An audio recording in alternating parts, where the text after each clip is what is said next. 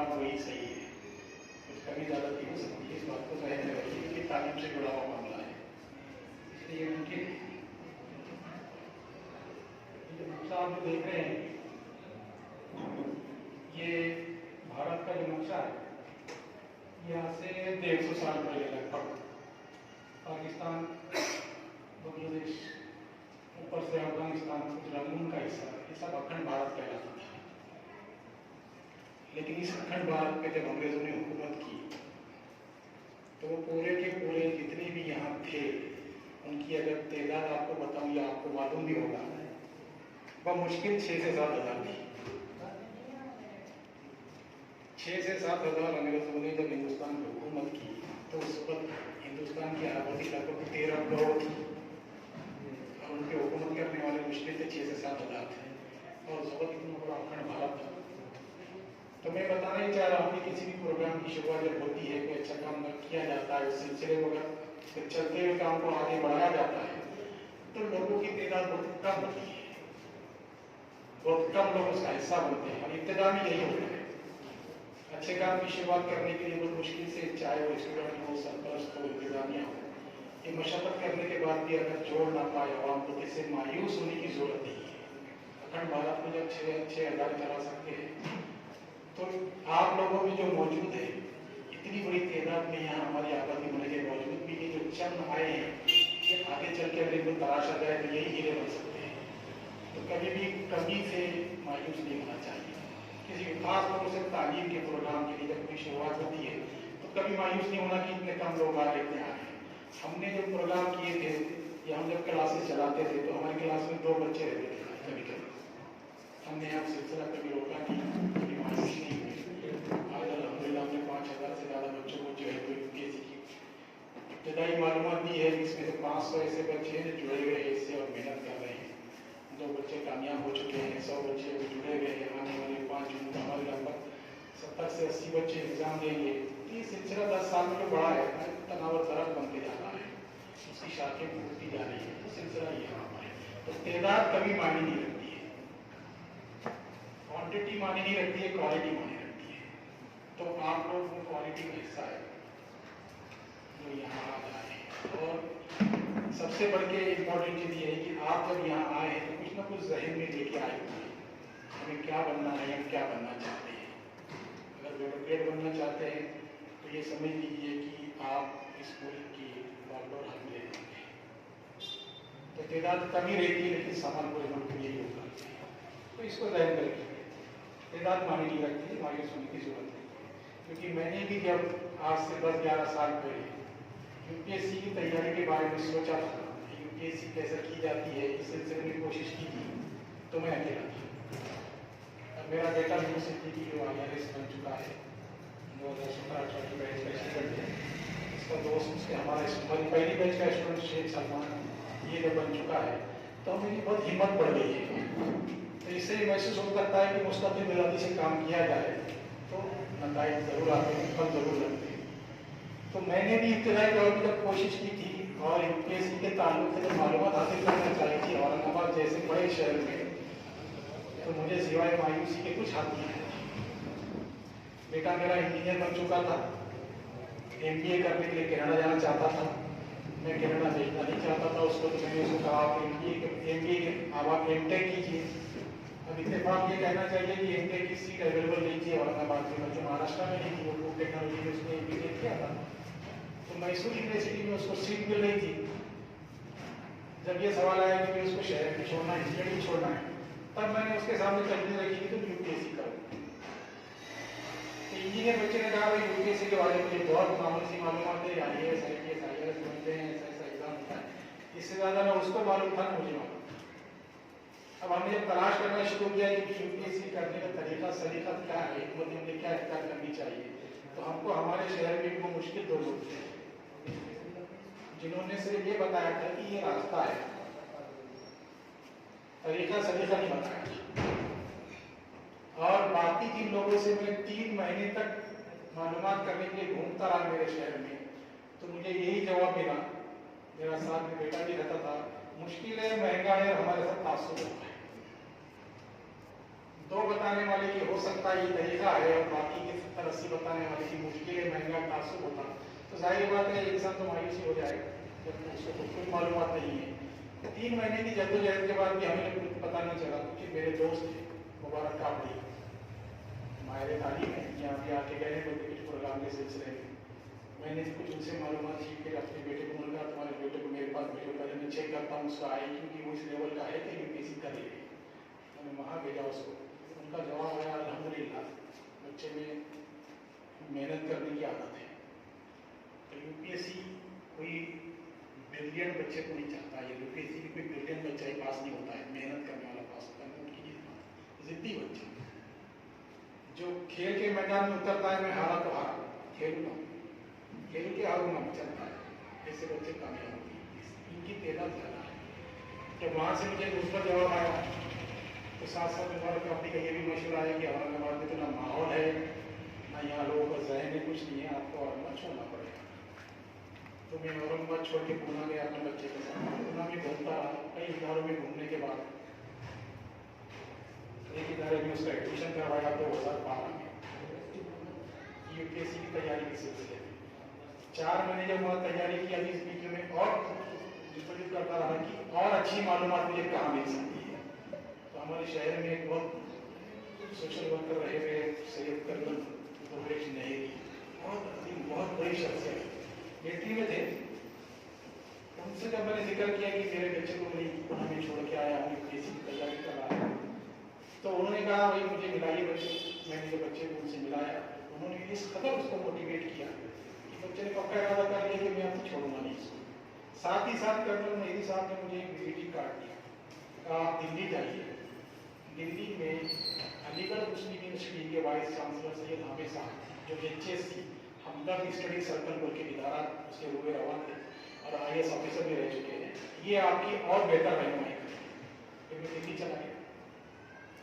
दिल्ली में वहाँ मुलाकात हुई, उनसे जिक्र हुआ ऐसा चल रहा है, तो उन्होंने बहुत अच्छी रहनुमाई की। उनके साथ जेबी साहब थे, उन्होंने रहनुमाई की अलीगढ़ मुस्लिम यूनिवर्सिटी।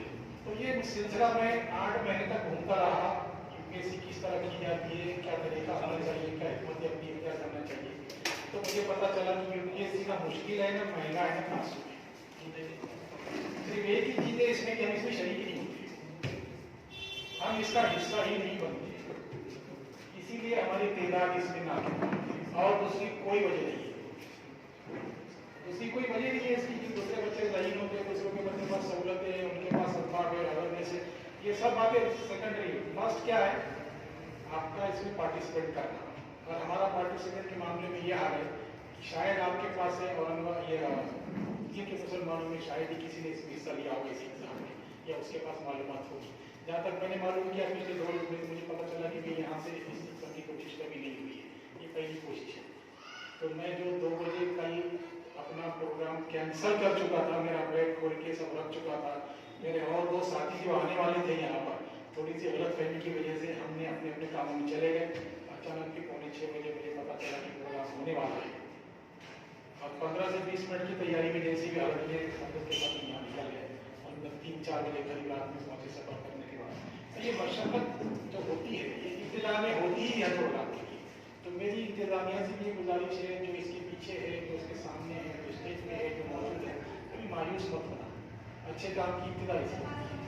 अगर आप मायूस होकर ये सिलसिला आगे बढ़ नहीं पाएगा, अगर बढ़ नहीं पाएगा तो ये समझ के लीजिए कि जो आज हालत हमारी है, हमारे इदारों की, हमारे मोहल्लों की, हमारे घरानों की, वो सुधरने वाली है।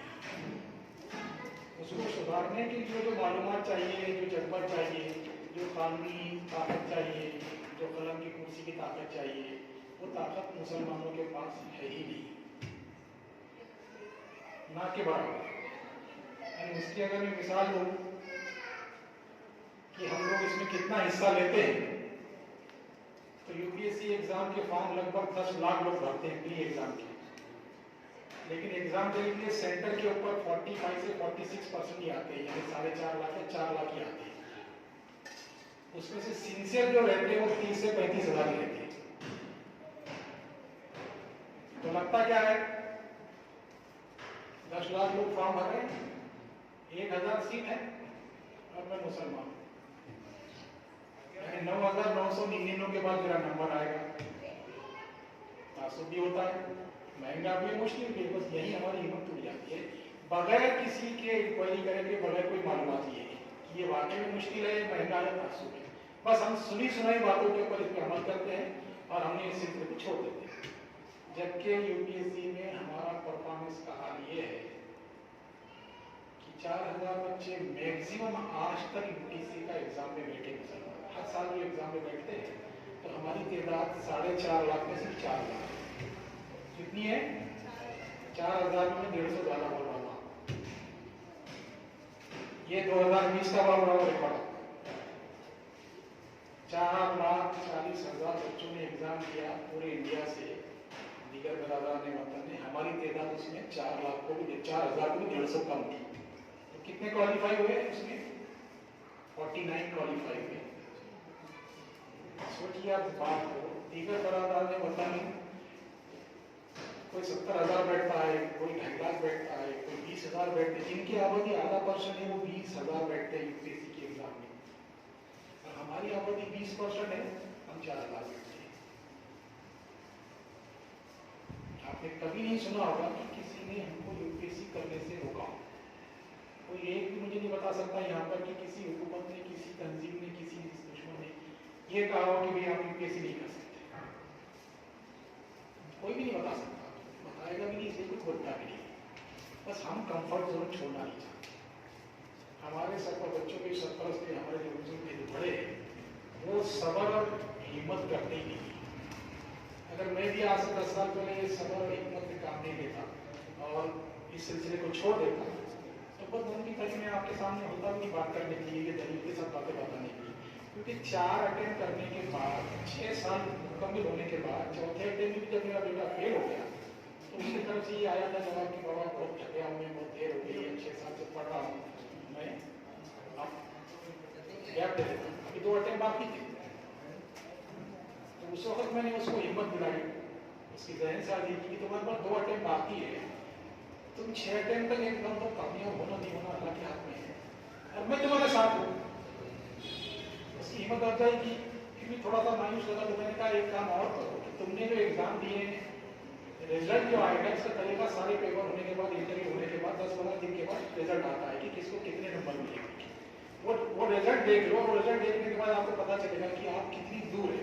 अगर आप कट ऑफ से 100-150 मार्क्स दूर है तो हम सोचेंगे करना या नहीं करना। इत्तेफाक से उसने मेरी बात को मान लिया, स्टडी कंटिन्यू करा, जाने मिला इस्लामिया में स्टडी करता था पिछले 4 साल से दिल्ली में। रिजल्ट जब आया तो हमको पता चला कि वो सिर्फ 20 नंबर कम पड़ गए उसको क्वालिफाई होने के, और सलमान को 18 नंबर कम पड़ गए। तो दोनों इरादा करते थे हम छोड़ देंगे। उनसे, उनके साथ जो पढ़ने वाले थे, किसी को 150 नंबर कम पड़े, किसी को 80 नंबर कम पड़े, ये तो इतने करीब पहुंचते थे, दरिया इसने बिल्कुल पार कर दिया था। अगर वहां उनकी हिम्मत अफजाई नहीं होती, वहां हौसला दिलाया नहीं जाता तो छोड़ देते। और फिर हमारे सर पे टोकर आता कि देखे वो जो 60-70 लोगों ने मुझे कहा था ना कि मुश्किलें महंगा है, हमारे साथ तासुब होता, इसका नाम लेके फेल कर दिए इसको। लेकिन 5वें अटेम्प्ट में हिम्मत दिलाने के बाद प्री मेंस इंटरव्यू तीनों में 11 महीने क्वालिफाई हो गया, और ये रिकॉर्ड है। तो इसमें सरपरस्त हो या स्टूडेंट, ना मायूस होने की जरूरत है ना हौसला, एक सबर, एक प्लानिंग की जरूरत पड़ती है हमेशा। अगर वो प्लानिंग से करे, टाइम मैनेजमेंट करके चले, और 12वीं के बाद से अगर तैयारी शुरू करते हैं यूपीएससी की या किसी भी कॉम्पिटिटिव एग्जाम की, तो 18 महीने में उसका पैटर्न समझ में आता है, सिलेबस समझ में आता है। उसके बाद कोई बच्चा पलटता नहीं है, उसको पता है कि क्या क्या करना, क्या क्या पढ़ना है। वहां से उसकी स्मार्ट स्टडी शुरू होती है, और जब स्मार्ट स्टडी शुरू होती है तो बच्चे का दिन इजाफा ही होता है उसके दिमाग के अंदर। तो ये चीज को जो लोग यूपीएससी से जोड़ना चाहते हैं, जो सरपरस्त है यहाँ पर, जो इदारे के जिम्मेदार है, मेरी उनसे गुजारिश है कि सबसे पहले ये माहौल बनाइए कि हमको मैदान में उतरना है मैच खेलने के लिए, हारे तो हारे। जब तक ये जज्बा नहीं आएगा हारने का हौसला, हार की बर्दाश्त करने की हौसला पैदा नहीं होगा, हम इसमें टिक नहीं सकें। ये बहुत जरूरी है। और अगर ये हौसला अगर नहीं पैदा होता है तो ये सिलसिला इसी तरह चलता रहेगा। आप आपके शहर में, आपके महलों में घूम लीजिए, और घूमने के बाद जब आपका मशहूर चौक है, उस चौक में आप जब जाके खड़े हो जाएंगे तो नजर दौड़ाइए चारों तरफ, और लिखते जाइए कि ये कॉर्नर पे कौन सी दुकान है, ये कॉर्नर पे कौन सी दुकान है, ये फ्लोर पे क्या है, ये चारों कॉर्नर के ऊपर आप गौर करके पेपर पे नोट कर लीजिए ये दुकान किसकी है, क्या नाम, ये दुकान किसकी है, क्या नाम, क्या नाम। आप कभी नहीं पाएंगे उसके अंदर कि कोई यहाँ पर टू व्हीलर का शोरूम है वहाँ, कोई बहुत अच्छी गोल्ड की दुकान है, कोई ब्रांडेड कपड़े की दुकान है, कोई नेशनल इंटरनेशनल लेवल के इलेक्ट्रॉनिक की दुकान है, कभी नहीं पाएंगे आप वहाँ क्या पाएंगे, चाय की दुकान, पान की दुकान, रोटी की दुकान, चाइनीज। अगर थोड़ा सा आप अच्छा करेंगे तो आपको कभी मेडिकल स्टोर बन जाएगी। ये हमारे पास अच्छी डिग्री क्या है, थोड़ा सा गौर कर लेंगे तो किसी डॉक्टर की दुकान मिलेगी, डॉक्टर का हॉस्पिटल मिलेगा, इसके अलावा कुछ नहीं मिलेगा। क्यों नहीं मिलेगा? कि जिस इलाके को डेवलप होना है उस इलाके में बहुत अच्छी अच्छी चीज़ें आना है, वो किसी ना किसी रोल मॉडल को देखकर ही पैदा हो सकती है। और हमारे पास रोल मॉडल नहीं है। रोल मॉडल जैसा हमारे पास जो रोल मॉडल आमतौर पर हम ढूंढते हैं, किसको ढूंढते हैं पता है आप लोगों को, बहुत सारे, कोई क्रिकेटर है, कोई फिल्म स्टार है, कोई और भी एक पॉलिटिशियन है। ये लोग कभी भी कम्युनिटी का फायदा नहीं कर सकते। ये इनके आजू बाजू रहने वाले लोगों को फायदा हो जाता होगा, लेकिन एक ऑफिसर अगर वो किसी जिले का, डिस्ट्रिक्ट का कलेक्टर होता है तो समझना वो पूरे डिस्ट्रिक्ट को फायदा पहुंचा सकता है। इसी तरह अगर कोई हम में से निकल के आगे आता है और ऑफिसर अगर बनता है तो ये जो काया पलट है, ये जो हमारे इलाके हैं, इनकी काया पलट हो सकती है चंद ही साल में, तो मुश्किल 8, 9, 10 साल लगेंगे इसको। काया पलट हो सकती है, काया पलट में कोई टाइम नहीं लगेगा। शर्त क्या है, इब्तिदा में थोड़े ही सही, 2 या 4 ही सही आना चाहिए। 10 में से अगर ऐसा मैंने 11 साल पहले कोशिश की थी तो 5 साल 4 साल के बाद मुझे पता चला था कि मेरे कोचिंग सेंटर के जो बच्चे निकले और दिल्ली तक जाने मिलिया में मुलाकात में कोचिंग के लिए पहुंचे, फ्री कोचिंग के लिए, तो उनकी तादाद मुश्किल से 25 से 27 थी। 4 साल के बाद जब सिलसिला बढ़ना शुरू हुआ तो फिर अल्हम्दुलिल्लाह हमारे पास 2 बच्चे तो क्वालिफाई हो गए मुसलमान, और 2 बच्चे इंटर तक पहुंच के उठ गए, 8 बच्चों ने मेंस लिखा है और कम से कम 125 बच्चे प्री दे चुके, क्वालिफाई नहीं हुए लेकिन वो डटे हुए 3-4 साल से। यानी उन्होंने पहाड़ जो है जिसकी हाइट अगर 1000 फीट है तो मेरे हिसाब से 800 फीट तक वो सफर कर चुके। अब क्या ये अच्छी बात है कि 800 फीट जो सफर कर चुका है 200 फीट आगे जाना है, उसको वहां जाने देना चाहिए, वापस बुलाना चाहिए?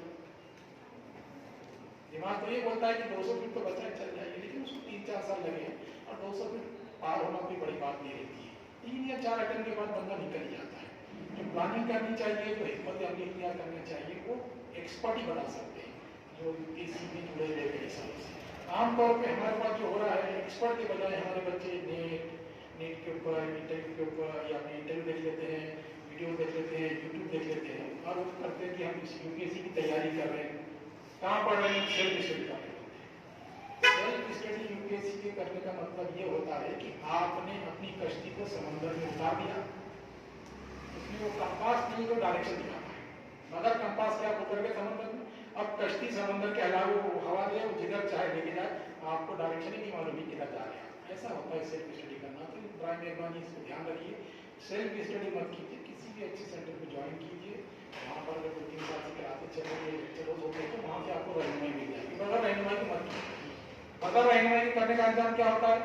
एक बच्चा है जो 4 साल से कर रहा है, बगैर रहनुमाई के नहीं निकलता है, उसके घर वाले बोलते देखिए मेरा बच्चा 5 साल से मेहनत कर रहा है, 5 या 4 अटेम्प्ट हो गए, फेल कर दिए, नाम देख के फेल कर दिए इसको।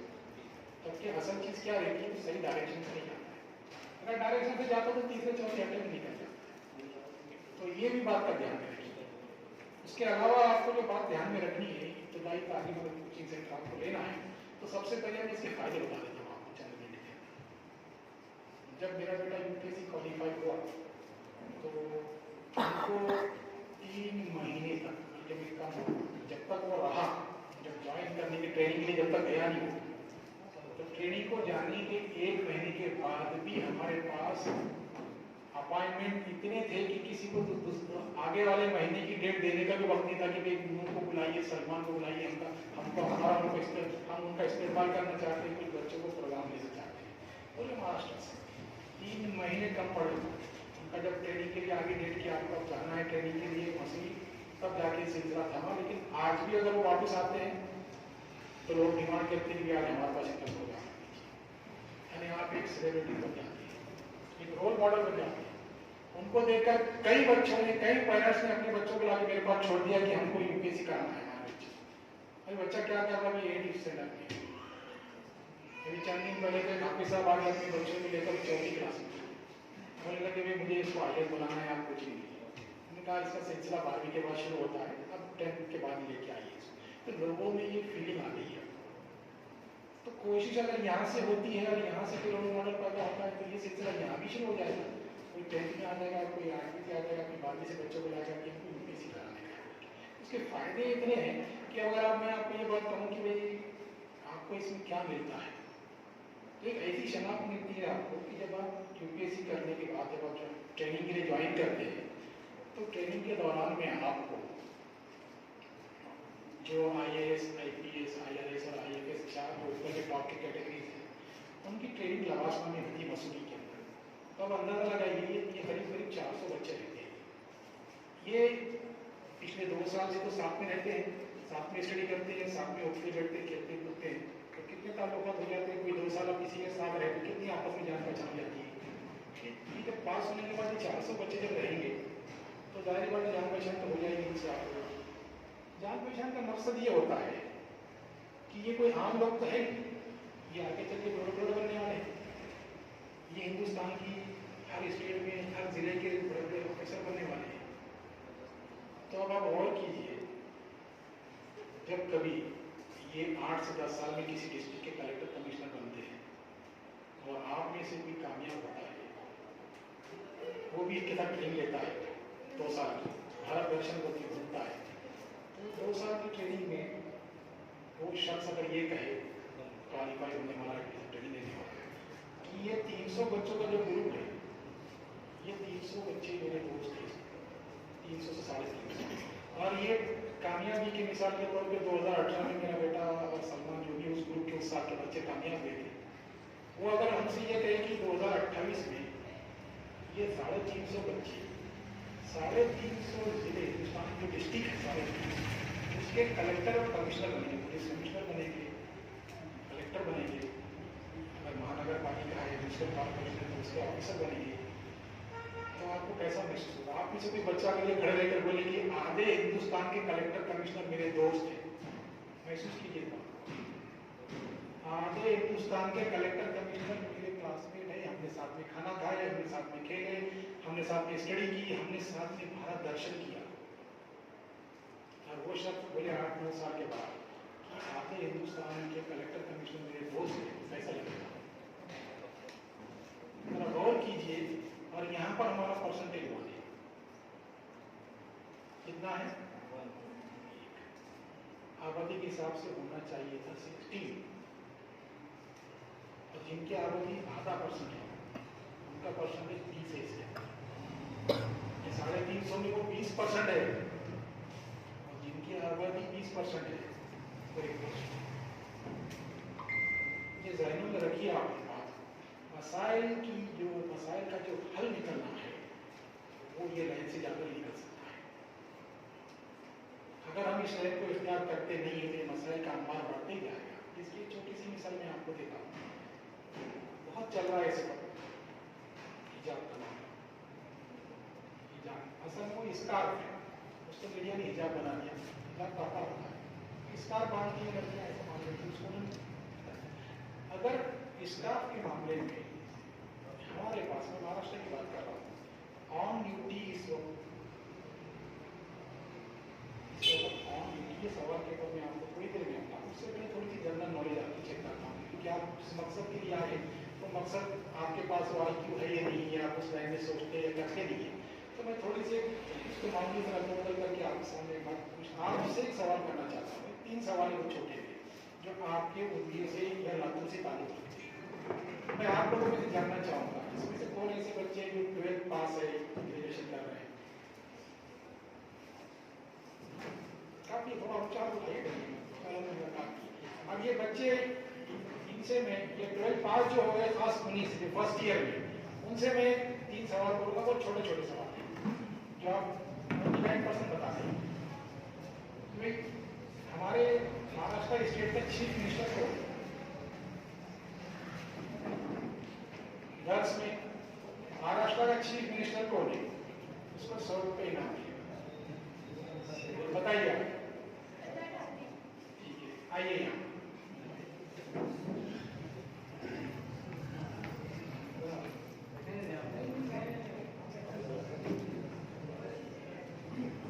इनाम कभी भी छोटा नहीं होता है।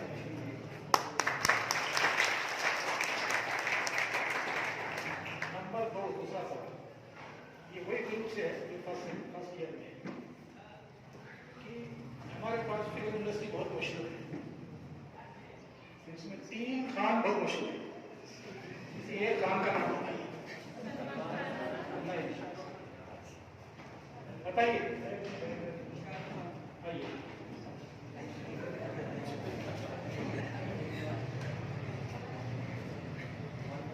तीसरा सवाल है मेरा,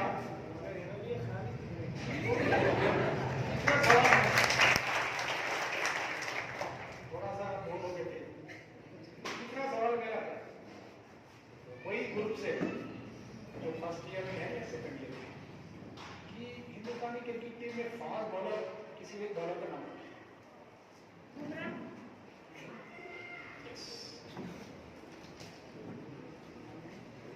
आइए बढ़िया।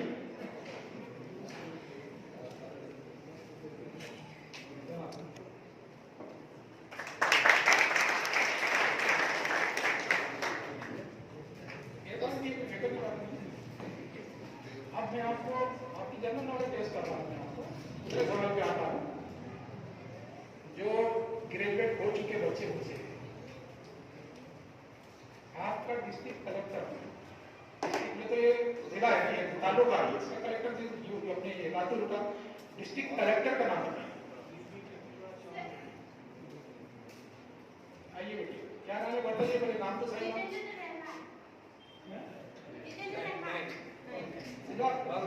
जिला अधिकारी, डिस्ट्रिक्ट कलेक्टर,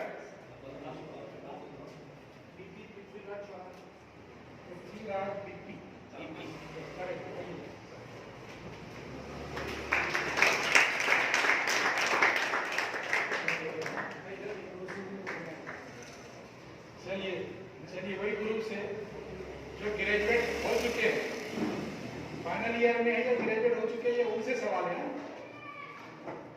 जिला परिषद का चीफ एग्जीक्यूटिव ऑफिसर सीईओ, उसका नाम क्या है जी?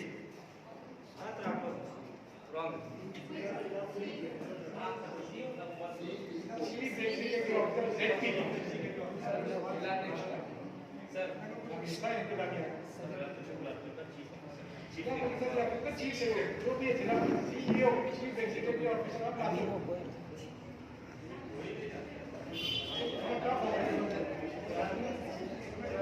बताइए। अभिनव गोयल।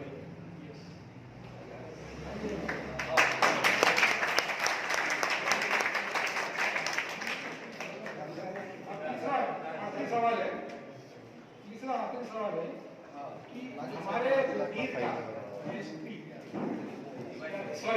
लातूर डिस्ट्रिक्ट का एसपी, सुप्रिंटेंडेंट ऑफ पुलिस, जो आईपीएस ऑफिसर होता है, उसका नाम क्या है? मुश्किल से मुश्किल ज्यादा नाम तो फौरन आ गए, डिफिकल्ट फौरन आ गए।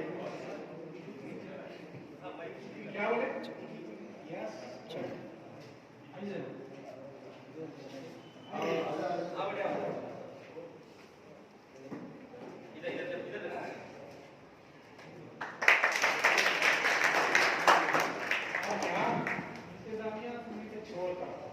पूरे लोगों से मेरा सवाल है, हाँ पूरे लोगों से जितने भी मौजूद है सबसे, अगर सही आंसर देगा कोई 1000 रुपये।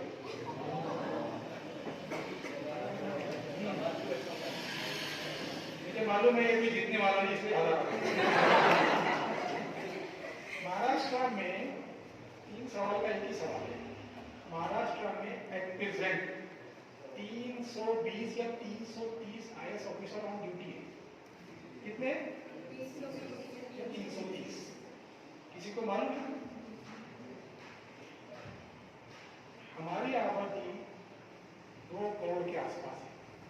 हमारी महाराष्ट्र की नहीं, मुसलमानों की 2 करोड़ के आसपास है, यानी 12% से 13%। तो 320 का 13% होता है लगभग 40 IAS ऑफिसर हमारे होना चाहिए आवेदन के हिसाब से। तो सवाल कंप्लीट सुन लीजिए, कितने मुसलमान IAS ऑफिसर हैं प्लस सवाल, उसके सवाल को मैं इजाफा कर लेता हूँ, उसमें से मुझे किसी एक का नाम बताइए मुसलमान ऑफिसर। देख लीजिए, अगर गलत बोलेगा तो फिर महाराष्ट्र, इंडिया नहीं, सिर्फ महाराष्ट्र में 320 से 330 IAS ऑफिसर और ड्यूटी पर है। हमारे उसमें कम से कम 40 होना चाहिए था आबादी के हिसाब से, तो कितने नहीं, कोई फायदा नहीं होने वाला, गूगल देखते ढूंढेंगे तो कोई फायदा नहीं। तो उसमें कितने मुसलमान हैं और किसी एक का नाम है आपने बताइए।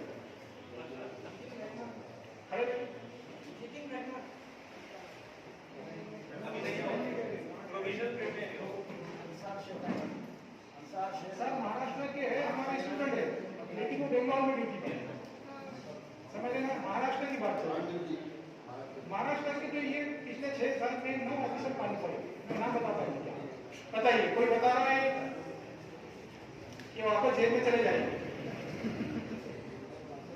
नहीं बता सके। इसकी वजह क्या है मालूम है आपको?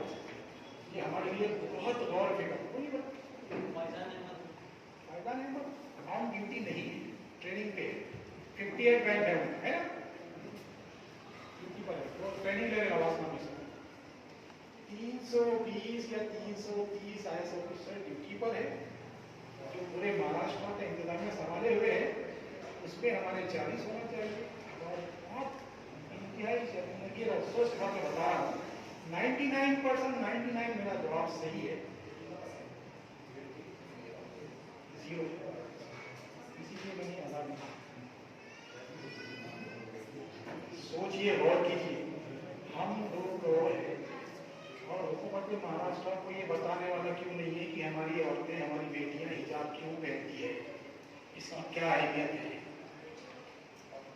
रमजान के रोजे हम क्यों रखते हैं, ज़कात फर्ज क्यों है, सूद हराम क्यों है, शराब की क्या बुराइयां हैं, ये बताने वाला कोई नहीं है गवर्नमेंट ऑफ महाराष्ट्र। हमको भी हमारे महल्ले साफ सुथरे चाहिए, हमको भी अच्छे पीने की पानी की लाइन चाहिए, अच्छी ड्रेनेज की लाइन चाहिए, हमको भी अच्छे जूनियर कॉलेज, सीनियर कॉलेज चाहिए, हमको भी BBBS कॉलेज चाहिए, IIT IIM चाहिए, हमको भी प्राइमरी स्कूल चाहिए, हेल्थ सेंटर चाहिए, प्ले ग्राउंड चाहिए, स्विमिंग पूल चाहिए, वॉकिंग जोन चाहिए। नहीं है दूसरे इलाकों में? है क्या नहीं है दूसरों के इलाकों में? फिर हमारे इलाकों में क्यों नहीं है? क्या पेट्रोल हमको सस्ता मिलता है? टैक्स कम देते हैं? क्या गवर्नमेंट बोलती है आपके एरिया डेवलप नहीं हो रहे, आपसे हम पैसे नहीं लेंगे? ऐसा कुछ है नहीं है। तो फिर गवर्नमेंट को इल्जाम मत दीजिए कि हुकूमत हमारा काम नहीं करती बोल के। हुकूमत तो दावत दे रही है, आइए, ये करोड़ रुपये आपके लिए रखा हुआ है, लेके जाइए, और वो भेजती भी है। हमारे डिस्ट्रिक्ट कलेक्टर के पास आता भी होगा वो हर डिस्ट्रिक्ट के, लेकिन वो जहाँ खर्च होना वहाँ नहीं है, और कहीं और खर्च हो जाता है। वो इसलिए कि इसकी निगरानी करने वाला कोई ऑफिसर हमारा नहीं है। अगर निगरानी करने वाला ऑफिसर होता तो ये नुक्कड़ के ऊपर आपको इधर चाय की, इधर रोटी की, इधर पान की दुकान नहीं मिलती। मिलने की वजह हम खुद जिम्मेदार हैं। हम कंफर्ट जोन छोड़ना नहीं चाहते, रातों को जाना छोड़ना नहीं चाहते, दिन को देर तक सोना छोड़ना नहीं चाहते, तो जिम्मेदार हम, जिम्मेदार हम, कोई दूसरे नहीं दे सकते। तो फिर किसको सुधारना चाहिए? तो आप लोग अगर ये ऐड करते हैं कि भी हम कोशिश करेंगे, नतीजा अल्लाह के हाथ में, तो रहनुमाई करने के लिए मेरे अलावा बहुत मिल जाएगी।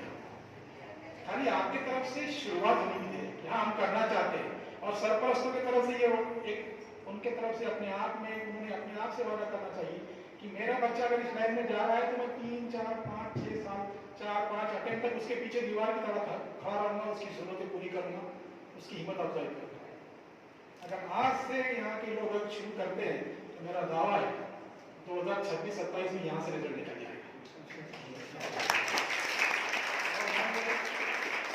यूं ही नहीं कह रहा, अपने तजुर्बे की बुनियाद पे कह रहा हूं मैं कि 3 साल बहुत होते एवरेज बच्चे को पास करने के लिए यूपीएससी।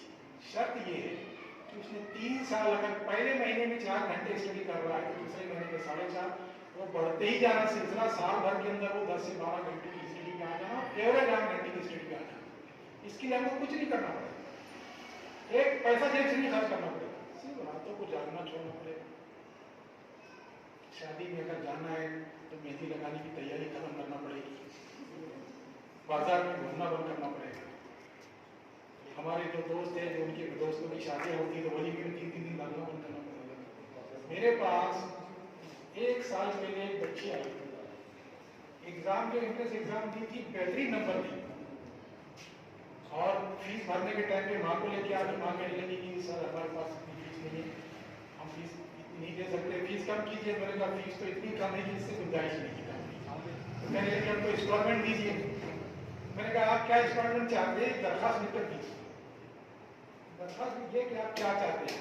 वो बच्ची ने कागज दी, कलम दी, दरखास्त लिखने के बैठी, बाजू में माँ बैठी हुई।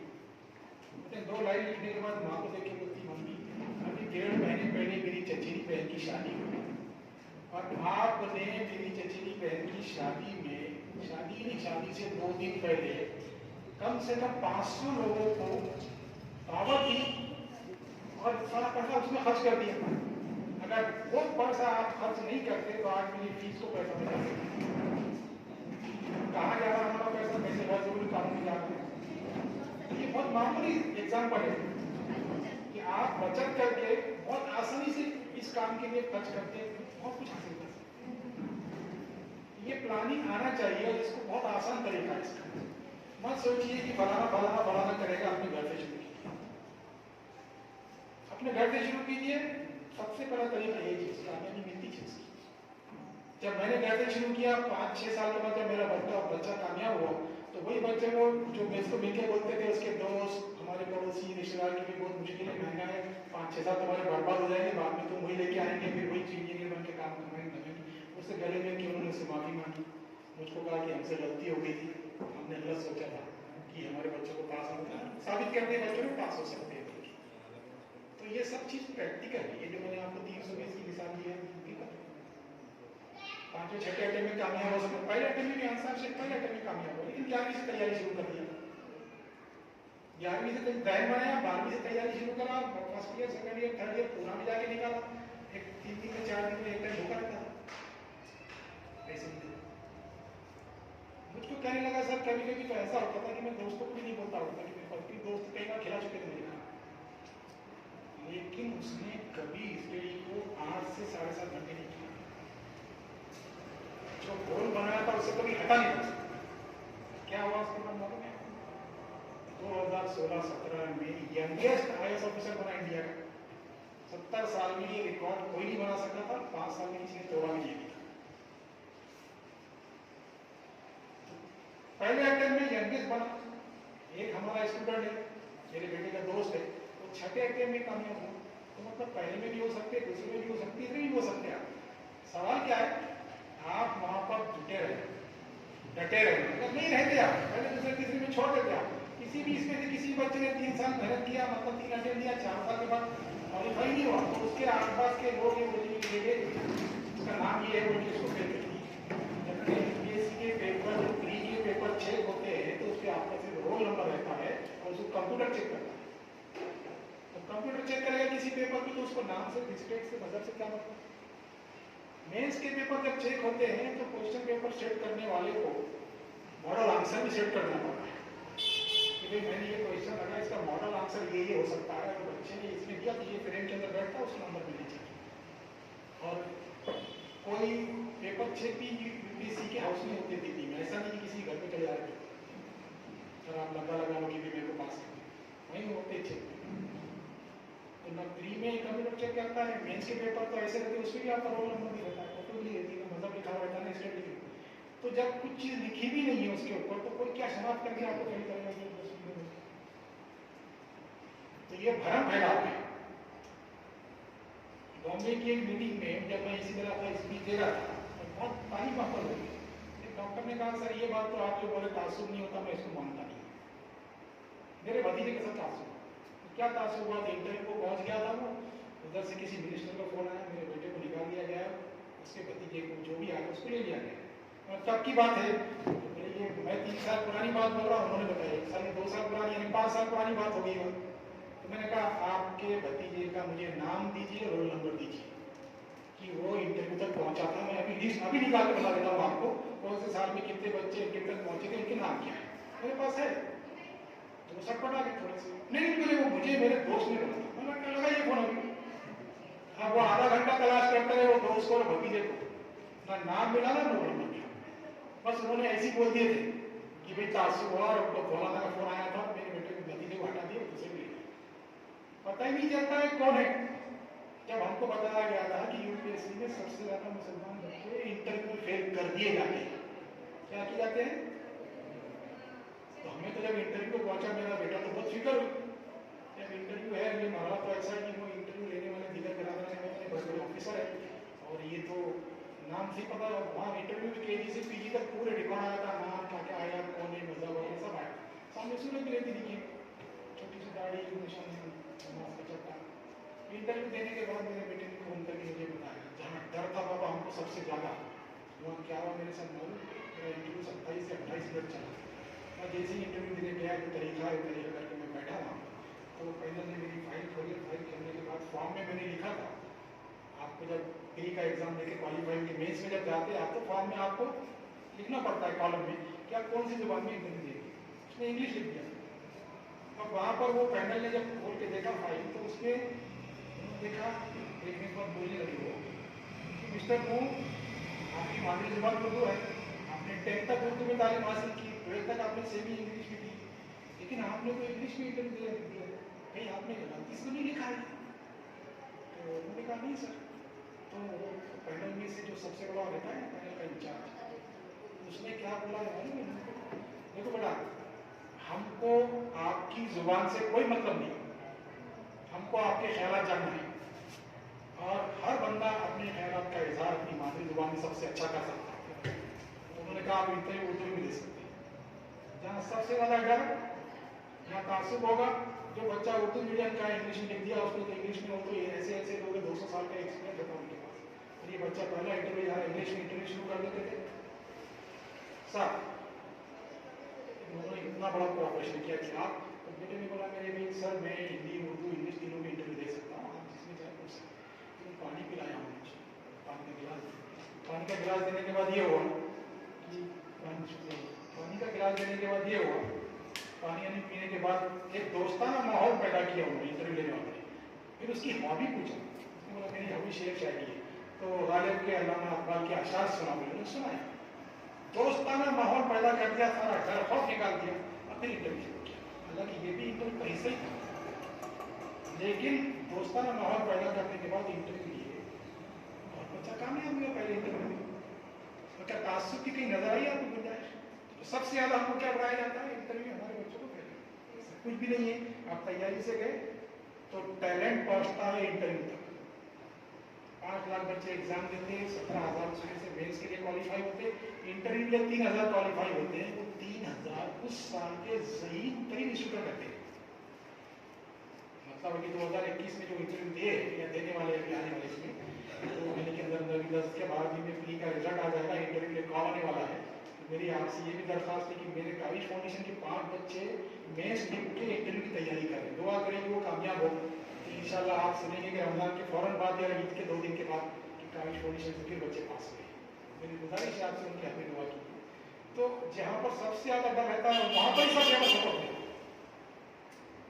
तो बताने का मकसद ये है कि ऐसी गलत फहमियां फैलाई गई है कि हमारे बच्चे हिम्मत नहीं करते। हिम्मत कीजिए, मुश्किल तो है नहीं, इतना आसान है कि यूपीएससी लिखता है हमारा लेवल 10th का है, जो 10th में सवाल पूछे जाते हैं 12 में वो लेवल है, यूपीएससी तो बोलता है।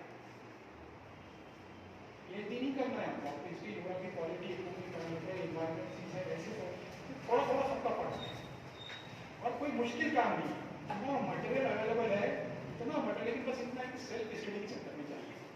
अगर सेल्फ स्टडी के चक्कर में आप जाएंगे तो वही कश्ती आपकी उतारती समंदर में बगैर कंपास के, आपको समझ में नहीं आ रहा किधर जाना है। तो गौर कीजिए इस बात के ऊपर।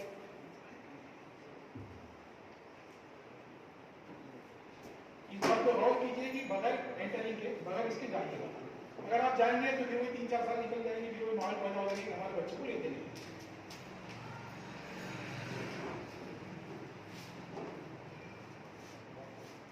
एक दो हमारे पास एक जो बहुत सिस्टम चलता है कि एक चीज के पीछे हम जो पढ़ते हैं तो बरसों से उसी पीछे पड़ेंगे। मैं किसी भी फील्ड के स्टडी को या इसको नाम के रखना चाहता हूँ, कोई गलत नहीं है, नीट नहीं है, इंजीनियरिंग नहीं है, लॉ नहीं है, कोई भी गलत नहीं है, लेकिन ये बात ध्यान में जरूर रखिए कि आप जहाँ समय लगा रहे हैं, वक्त दे रहे, सलाहियत लगा रहे, तो क्या उतना रिटर्न मिल रहा? क्या अगर आप पैसा, मेहनत और सलाहियत लगाने के बाद वहां से 10% रिजल्ट मिल रहा है आपको, तो आप 100% कामयाब हैं। और आप अगर वहां से 1% रिजल्ट दे रहे हैं तो आप लोगों को गौर करना चाहिए कि क्या ये हमको बदलना है। मिसाल के तौर के ऊपर आप अगर कोई काम करते हैं, नौकरी करते हैं, तनख्वाह बराबर नहीं मिली तो बोलते मेरी सलाहियत के हिसाब से नहीं मिल रही, दूसरी नौकरी। कारोबार कहते हैं नहीं चल रहा, दूसरा कारोबार, घर तेरे किराए से नहीं बोल रहा, दूसरा। लेकिन यहाँ एक मामले में, एक फील्ड में हम इस तरीके से घुस गए पिछले 15-20 साल से कि वहां से हमको रिजल्ट नहीं मिल रहा है, लेकिन उसको छोड़ने को तैयार नहीं। मैं नाम नहीं लूंगा, लेकिन हम कोशिश करने के बाद हमको 20 बच्चे नहीं मिलते, वो बगैर कोशिश के 2000 बच्चे मिल जाते हैं हमारे। और कीजिए इस बात की, हम कोशिश करने के बाद 6 महीने पब्लिसिटी करने के बाद 20 बच्चे नहीं मिलते हमारे को यूपीएससी करने के लिए, और वह बगैर कोशिश के 2000 हमारे बच्चे चल जाते हैं एग्जाम के लिए। पैसा भी खर्च करते, वक्त भी खर्च करते, सलाहियत भी खर्च करते, रिजल्ट 1% है। और यूपीएससी में हमारा रिजल्ट 4.5% है, लेकिन 4000 आए थे बल्कि 4.5% दिख के नहीं आता।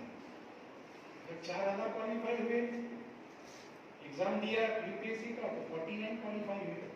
अगर 40,000 देंगे तो 149 क्वालिफाई होगी। 4000 से बढ़ के देखिए, रिजल्ट अपने आप बढ़ेगा।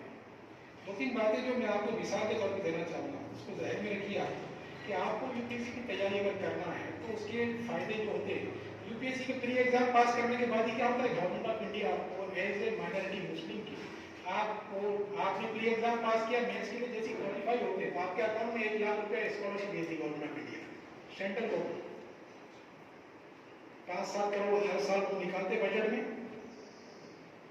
ये मुसलमानों के लिए जो बच्चे यूपीएससी पढ़ रहे हैं, प्री क्वालिफाई होकर मेंस में आए, क्योंकि मेंस के बाद उनको 5-6 महीने मेहनत करना पड़ती है, दिलचस्पी पढ़ना पड़ती है। मुसलमानों के पास पैसा नहीं रहता है, तो गवर्नमेंट हम आपको 1 लाख रुपए दे रही है, आप ध्यान मत बटाइए और पढ़िए। 1 लाख रुपए आपके 5 महीने में खर्च के काम आएगा।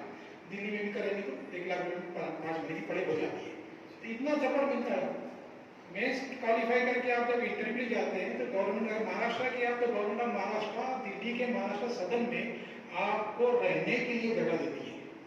खाली आप ये बताना है कि मेरा वर्टिकल आ गया, मेरे को इंटरव्यू क्वालिफाई हुआ मैं, और मुझे दिल्ली में महाराष्ट्र सदन में गवर्नमेंट ऑफ महाराष्ट्र अपने को ठहरने को देती है।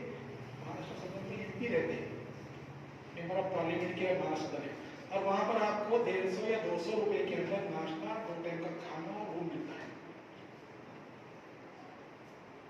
और इंटरव्यू की तैयारी कराने के लिए कितने एनजीओ से दिल्ली के अंदर फ्री आपको तैयारी कराने की। तो और कीजिए, प्री पास करे, 1 लाख रुपये मिल जा रहा। मेंस के लिए इंटरव्यू क्वालिफाई हो रही, गवर्नमेंट ऑफ महाराष्ट्र आपकी मदद कर रही है। वहाँ के बड़े बड़े एनजीओ फ्री तैयारी करा रहे हैं आपको इंटरव्यू की। हाथ बहुत है मदद करने वाले, लेकिन शिरकत करने वाले नहीं। हमारी सीट 900 से 1000 माइनॉरिटीज की सीटें दिल्ली के अंदर, मुस्लिम बच्चों को, माइनॉरिटीज मुस्लिम भी आते हैं, और ज़्यादा से ज़्यादा उनको फ्री कोचिंग देने के लिए Jamia Islamia, Jamia Hamdard, Zakat foundation, Hamdard circle, Syed mission, Atiya foundation, और भी है ऐसे 10-12 फाउंडेशन है, जिसमें से 8 दिल्ली में है। ये मुस्लिम बच्चे अगर इंटरव्यू प्री क्वालिफाई होकर मेंस के लिए जाते हैं तो ये उनको फ्री कोचिंग देते हैं। ज़कात फाउंडेशन ऑफ इंडिया, अगर आप प्री क्वालिफाई होकर मेंस में चले गए हैं तो आपको स्पॉन्सरशिप ये करता है और बोलता है कि आइए आप, हम आपको गोद लेते हैं और दिल्ली की किसी भी कोचिंग सेंटर में रहिए, वाजिराम हुंदो, सेनर्जी हुंदो, चाणक्य हुंदो, खान स्टडी सेंटर हुंदो, आईएस विजन हुंदो, बैजूस हुंदो, किसी भी कोचिंग सेंटर में आप एडमिशन ले लीजिए, उसकी फीस 2 लाख, 2.5 लाख, 3 लाख जो भी होगी हम देंगे। शर्त क्या है, आपने उनका एग्जाम पास करना इंट्रेंस या प्री पास करके मेंस ले जाना, तो शिरकत करने वाले हर बेहिसाब है, शिरकत करने वाले। तो क्या हो रहा है, 900 सीट हमारी है, मुश्किल से 400 बच्चे जा रहे हैं, बाकी दीगर बरादर वाले बच्चों को मिल जा रही सीट, तो खाली है सीट। तो अगर हम जा रहे हैं तो फायदे नहीं, इससे आसान सस्ता एग्जाम नहीं है। 10th की फीस कितनी है, 10th का एग्जाम दे रहे बच्चे, 12 की फीस कितनी है, 1200-1800 है। अंसार शेख कलेक्टर 100 रुपये में, कलेक्टर 100 रुपये में अंसार शेख। यूपीएससी की फीस ओपन के लिए 200 रुपये, अगर ओपन कैटेगरी में आप है तो 200 रुपये में ऑनलाइन फॉर्म भर दीजिए, आपका एग्जाम। ओबीसी है तो 100 रुपये, ओबीसी में गर्ल्स है तो 50 रुपये, एससी एसटी को 1 रुपया फीस नहीं, फॉर्म भर दीजिए, फॉर्म एक्सेप्ट हो जाता, कलेक्टर कमिश्नर बन जाते, बन रहे लोग। लेकिन दीगर बरादर में मतलब नहीं, चीजों को समझ लिया है, इसलिए वो कामयाबी हो रही है। हम शिरकत नहीं कर रहे बोलते, सक्सेस नहीं हो रहे। मैं आपको जो 2-3 मिसालें देना चाहूँगा, इसके बाद मैं अपनी बात खत्म करता हूँ कि हमको ये जहन में रखना चाहिए कि हम जब यहाँ बैठ के कुछ मसाइल हल करने की कोशिश करते हैं जो हमारे से हमको उलझा के रखते हैं, ऐसी कुछ लोग हैं जो मसाइल को उभारते हैं हमारे लिए। तो वहां तक हमको पहुंचना है, हमको समझाना है कि सूद इसलिए हराम है हमारे पास कि सूद देने वाला ही दौलतमंद बनता है, देने वाला कभी दौलतमंद नहीं बनता। शराब हमारे पास इसलिए हराम है कि शराब पीने के बाद बेशुमार बुराइयां और गुनाह का तार चलाए होते हैं। आपने अक्सर पढ़ा होगा कि 2 शराबी के दरमियान झगड़ा हो गया, चाकू मार दिया, मर गया। शराब पी के ट्रक चला रहा था, टैक्सी चला रहा था, गाड़ी चला रहा था, एक्सीडेंट हो गया। कितनी बुराइयां हैं शराब। तो ये अगर हमारा कोई ऑफिसर रहा और गवर्नमेंट भी जब बोले कि भाई ये चीज़ से बुराइयां फैलती है, तो वो और भी करेंगे रोकने के लिए उसके ऊपर। बताने वाला कोई नहीं, तब देखिए शराब पी के आने की दुकान मिलने वाली है। ऑफिसर अगर रहे अच्छे बताएंगे वहाँ तो और कीजिए, ये जब नहीं होने की वजह से क्या नुकसान हो रहा है, ये नुकसान हो रहा है। मिलेंगे, अच्छे गार्डन मिलेंगे, क्योंकि जब किसी डिस्ट्रिक्ट का कलेक्टर कानूनी दायरे में रहकर जब एक रिपोर्ट भेजता है मंत्रालय को या सेंट्रल गवर्नमेंट को कि इस शहर की आबादी इतने लाख है, इतने लाख के लिए एक कॉलेज चाहिए, एक हॉस्पिटल चाहिए, जूनियर कॉलेज चाहिए, प्लेग्राउंड चाहिए, गार्डन चाहिए, वॉकिंग जोन चाहिए, पानी की नल अच्छी चाहिए, डैम अच्छे चाहिए, ये सब चीजें वो पूरे सबूत के साथ कानून के दायरे में रहकर पूरी रिपोर्ट बना के भेजता है मंत्रालय को, तो वो रिपोर्ट कभी भी कैंसिल रद्द नहीं हो सकती, क्योंकि वो कलेक्टर की तरफ से आई हुई है और पूरी दलील के साथ दिया उसके लिए 80 लाख की आबादी है पुराने शहर की, इसमें एक ग्राउंड भी चाहिए, एक स्टेडियम भी चाहिए, एक वॉकिंग जोन भी चाहिए, गार्डन भी चाहिए, यहाँ कुछ भी नहीं है। और गवर्नमेंट अपनी महाराष्ट्र हर साल बजट निकालती है, वहाँ हमारा बंदा नहीं है, बजट आता नहीं है, काम खर्च होता है, किधर जाता है पता ही नहीं चलता।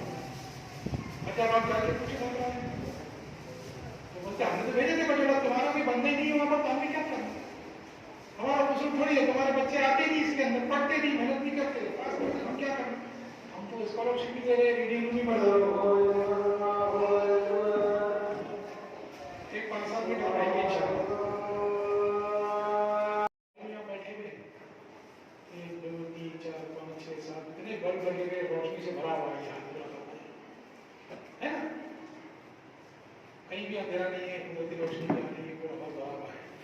इसमें आपने 2 बल्ब और लगा दिए, कुछ फर्क पड़ने वाला तो रोशनी बहुत मामूली सा फर्क पड़ेगा। जब कोई शादी का हॉल इससे ही बड़ा है, बस फोकस लगे हुए, बल्ब लगे हुए, कलर के लगे हुए, जगमगा रहा पूरा रोशनी से, वहाँ 2 और लगा दिए तो कुछ फर्क पड़ने वाला है। जैसा वहाँ यहाँ रोशनी है, आप समझ लीजिए एमबीबीएस है, तो समझ लीजिए इंजीनियर है, तो समझ लीजिए लॉ वकील है, उसके बाद वो बिजनेसमैन है, उसके बाद में पॉलिटिशियन है, उसके बाद में स्पोर्ट्स पर्सन है। तो सियासत में ये मुख्तलिफ किस्म के लोगों से भरा हुआ है, रोशनी से भरपूर है। आने वाले साल में डॉक्टर बढ़ गया, तो इंजीनियर बढ़ गया, तो टीचर बढ़ गए, प्रिंसिपल बढ़ गया, कुछ फर्क पड़ने वाला है पड़ेगा, बहुत मामूली सा एहसास भी नहीं होता। ये एक हॉल है, ये पूरा अंधेरे में डूबा है, यहाँ एक मोमबत्ती भी लगा दी तो उजाला होगा नहीं, कोई यूपीएससी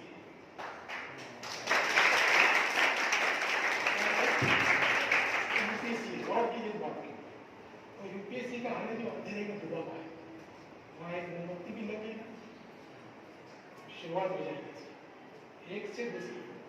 जब अंसार से कामयाब हुआ था, हम बैठ के खाना खा रहे थे, तो सर से बोला सर मेरा प्रोग्राम भी होगा, सब हो गया, और मैं पता नहीं मेरी ड्यूटी कहाँ गई थी, मैं तो मैं चला जाऊंगा यहाँ से।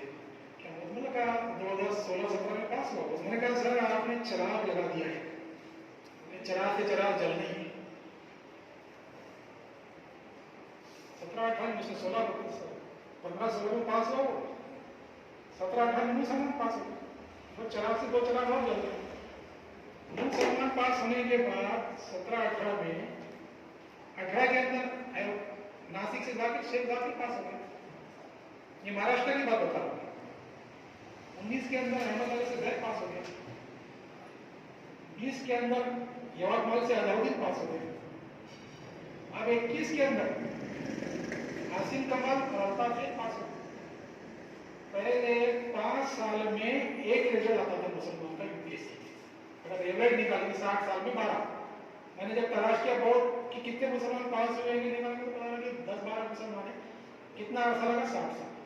बेदारी पैदा हुई, रहनुमाई सेंटर खुलने लगे, अवेयरनेस के प्रोग्राम होने लगे, घर खौफ दूर होने लग गया, मटेरियल मिलने लग गया।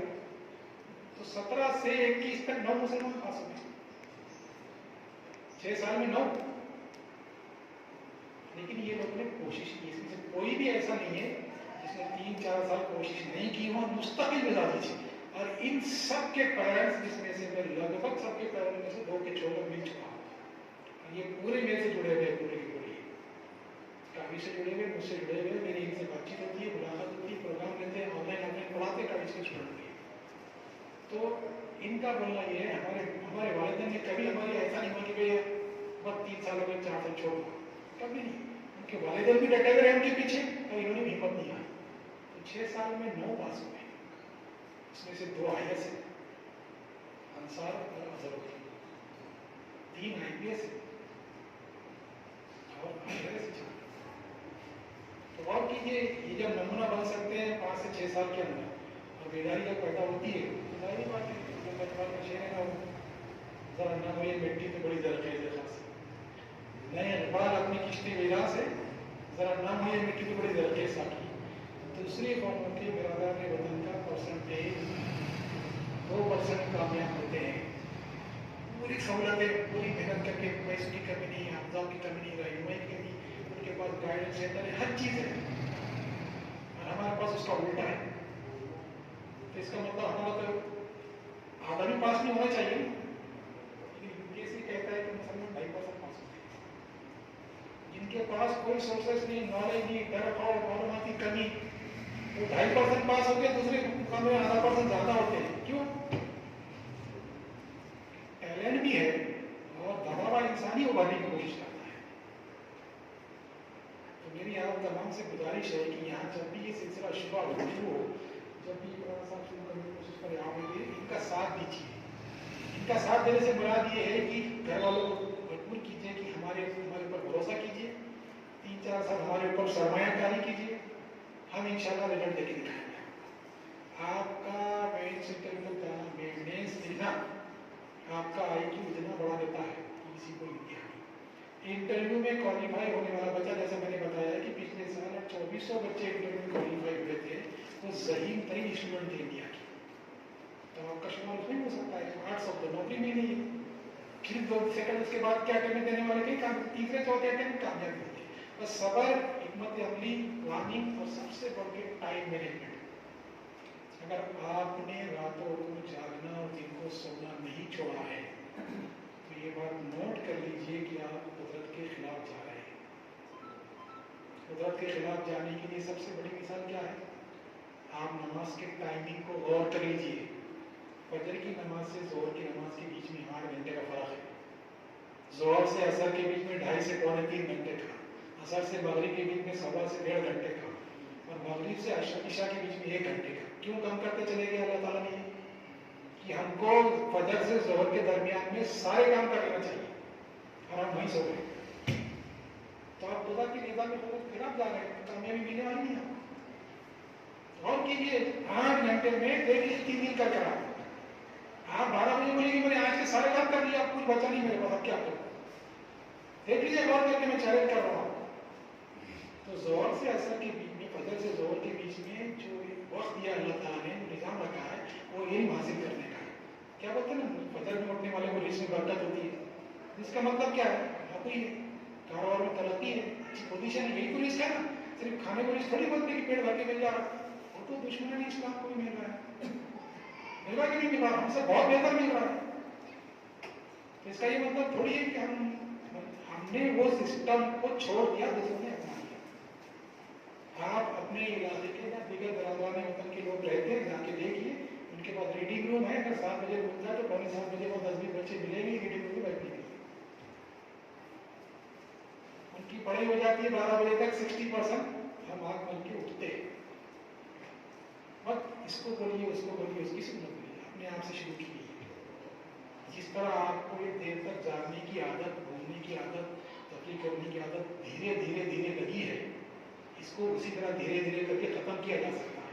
जरूरी नहीं है कि कल से आप याद कर लें कि मैं कल से बिल्कुल सवेरे उठ जाऊंगा। आप हफ्ते में 1 दिन पे भी उठिए, फिर 2 दिन उठिए, फिर तीसरे हफ्ते में 3 दिन उठिए। जैसी आदत बिगड़ी है वैसे उसको सुधारने की कोशिश कीजिए। 3 महीने के अंदर अंदर आपके पास ये आलम हो जाएगा कि आप बोलेंगे मुझे यार 12 बजे के बाद तो मेरे पास इतना टाइम बचा, कोई नया कारोबार शुरू करता है, नहीं पड़ी शुरू करता है, इतनी बरकत है उस टाइम के अंदर। तो हम फितरत के खिलाफ जा रहे हैं, इसलिए हम पीछे दिख रहे हैं, वरना टैलेंट की कमी नहीं है। हम प्रॉपर चैनल से नहीं जा रहे हैं, इसलिए पीछे दिख रहे हैं। टाइम मैनेजमेंट हम कभी करते नहीं, इसलिए पीछे दिख रहे हैं। हम सब्र और हिम्मत बंदी से काम लेते नहीं है, बल्कि पीछे दिख रहे हैं।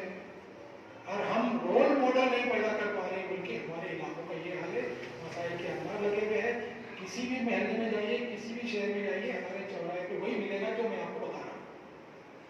इसमें सुधार लाना है तो वो आपको अपने घर से शुरू करना पड़ेगा। एक सिंपल आइडिया देकर मैं बात करता हूँ, सिंपल फार्मूला है। मिसाल के तौर पे आप भाई यहाँ पर आपके 2 भाई बहन यहाँ हो गए, उनके रिश्तेदार यानी आप अगर उनके रिश्तेदार को करा जमा करके छोटा सा फंक्शन करेगा तो 200 लोग आ जाते हैं उसके दावत। आप वो 200 लोग जो आपके करीब रिश्तेदार हैं, आप उनमें से तलाश करेंगे तो 30 से 40 बच्चे ऐसे निकल जाइए जो 12वीं फर्स्ट ईयर सेकेंड ईयर पढ़ रहे हैं।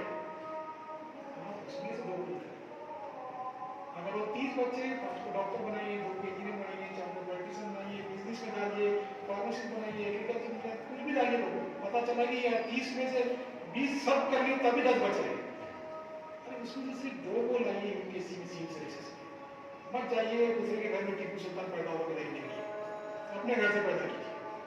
बहुत सिंपल तरीका है, उस पर खर्च कीजिए, वो कामयाब होकर आप घर का नाम बड़ा करेंगे। आप उस पर खर्च करेंगे, कमा के आगे बढ़ेगा। बहुत सिंपल तरीका है, लेकिन बहुत मुश्किल है।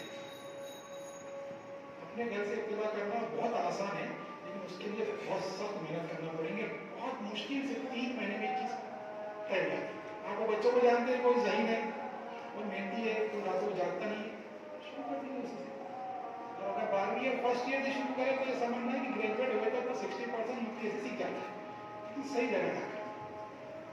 कुछ बातें ऐसी थी, बातें तो बहुत है, दिन गुजर जाएगा लेकिन बातें खत्म नहीं होंगी।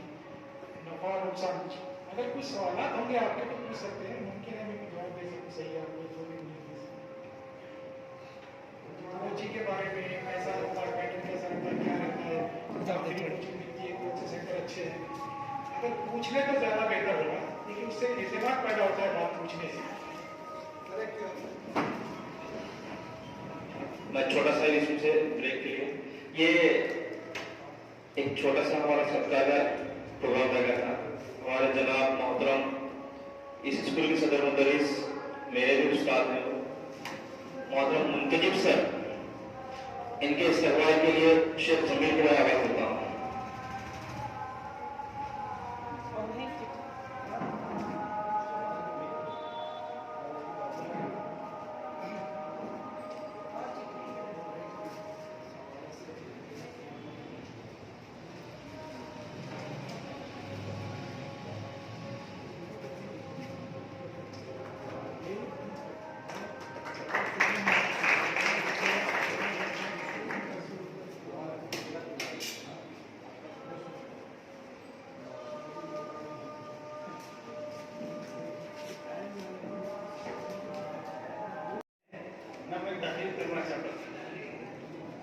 लेकिन जो मेहमान हैं आपके शेख साहब, उनकी तफसीली तकरीर सुनने के बाद मेरे जहन में एक बात आई, मैं सवाल बाद में लिखवा लेकिन मेरी बात को पहले सुन लो आप। सबसे पहले तो ये बदकिस्मती हमारी है कि मुसलमानों की इतनी बड़ी तादाद ईद में है, इदारे में है माशाल्लाह, मस्जिदों में ऐलान भी किया गया है, लेकिन उसके बाद शुदा की तादाद इतनी है। मुझे सिर्फ इसमें एक दो तीन बातें बोलना है। एक तो इनकी तकरीर से मैं मुतासिर हुआ हूँ, नंबर एक। नंबर दो ये है कि 65 साल मेरी जिंदगी का जो तजुर्बा, मैं तो बिजनेसमैन हूँ, एक इदारा चलाते हैं। इसके बाद जो सीखा, हमारे पास सबसे पहली बदकिस्मती ये है हमारी कि हमारे पास प्लानिंग नहीं रहती, जो आपने बताया। इनकी पूरी तकरीर सुनो आप, सुनने के बाद ये लगता है कि एक्चुअली पूरी प्रैक्टिकल लाइफ की जिंदगी है, जिंदगी के हर फील्ड में वो प्रैक्टिकल लाइफ है। एक दूसरा ये है, एक IAS ऑफिसर मुसलमान बनता है तो उसका मिजाज किस किस्म का रहता है। अभी आप शेख साहब से सुन लिया कि भाई ये मिजाज एक मुसलमान का है, लेकिन IAS बनने के नतीजे में आप शराब, सूद, हराम, हलाल, जायज, नाजायज, गवर्नमेंट की मशीनरी, लोगों को फायदा पहुंचाना, और मुसलमान के मामले में ये भी है कि मुसलमान दूसरों को फायदा पहुंचाने वाला होना। तो ये जो इंटेलेक्चुअल क्लास है IAS के, उस कैडर पे हम जाते हैं तो कैसे बनते हैं। लेकिन ये खाली तकरीरें सुनने से और मुख्य पर बैठकर खाली बातें करने से कोई तब्दीली नहीं आती। वही शेर जो अल्लाह में अकबाल वगैरह खुदा ने आज तक उसको हम हालत नहीं बदली, वही शेर को आपको दोहराना पड़ेगा कि मेहनत करना पड़ेगा, कोशिश करना पड़ेगा, और मुसलसल मेहनतों के नतीजे में आपको आउटपुट मिलने वाला है। तो मुझे इस मौके पर यह बोलना है, आज जो आप तकरीर सुने, पूरी तकरीर को जहन में रखकर पूरे बच्चे अकेले में बैठकर एक एक चीज को एनालिसिस करवाओ, उसको समझो, उस पर गौर करो, और अपनी जिंदगी में जितना इंप्लीमेंट कर सकते हैं उसकी कोशिश करो। भले आप IAS ऑफिसर नहीं बने, परवाह नहीं, UPSC में कामयाब नहीं है, परवाह नहीं, लेकिन जो लेवल स्टैंडर्ड आपकी थिंकिंग का, जिंदगी का, प्रैक्टिकल लाइफ का, एजुकेशन का, वो कैडर में जाने का जो आपका मिजाज बनेगा, उससे आपको खुद भी खुशी होगी, आप अपने तौर पर, ज़ाहिरी तौर पर और दिली तौर पर समानियत महसूस करेंगे, और जाकर समाज के एक अच्छे कैडर में रह सकेंगे। और बराए करम लड़कियों को तो कुछ नहीं बोलता हूँ, मैं लड़कों को बोलता हूँ खास तौर पर कि लड़के अपना जायजा लें दिन भर का कि आप अपने औकात कहाँ डालते हैं। आप मस्जिद में 10 मिनट आप नमाज, अगर जुमा की नमाज पढ़ते हैं तो फर्ज के बाद खाए जाते हैं, नफिल भी नहीं पढ़ते, सुन्नत भी नहीं पढ़ते। चाय खाने में बैठे तो आप एक चाय पीते, लेकिन उसके बाद एक आधे घंटे तक आप गुफ्तगू करते पढ़ते, तो ये वेस्ट ऑफ टाइम है। इस पर गौर करो आप कि भाई अगर आपके पास टाइम है तो मुताला करो, नहीं तो कुछ कमाओ, नहीं तो इबादत करो, अच्छे लोगों से ताल्लुकात बनाओ। ये इधर उधर की बातें करने से फायदा क्या है। तो इससे आज की पूरी तकरीर को मैं खास तौर पर बोलूँगा, हर एक बच्चा जितने सुनने वाले घर में बैठ के अकेले एनालिसिस करो, उस पर गौर करो, जितनी चीजें अपने पर अमल में ला सकते लाओ। अल्लाह ताला आपकी मदद करे, और मेहमान का शुक्रिया अदा करते अपनी बात करो। इसके बाद सर एक सवाल, क्वेश्चन आंसर का सेशन। मैं एक जिम्मेदार हूँ शहर का, और हमारे सामने ये जिम्मेदार शख्सियत अकबर साहब हो या असर साहब हो या इब्राहिम साहब जी वगैरह। सर आपने एक तकरीर में ये बोला कि कश्ती को आप पानी में या समंदर में छोड़ देते हैं, उसके लिए कंपास की जरूरत है।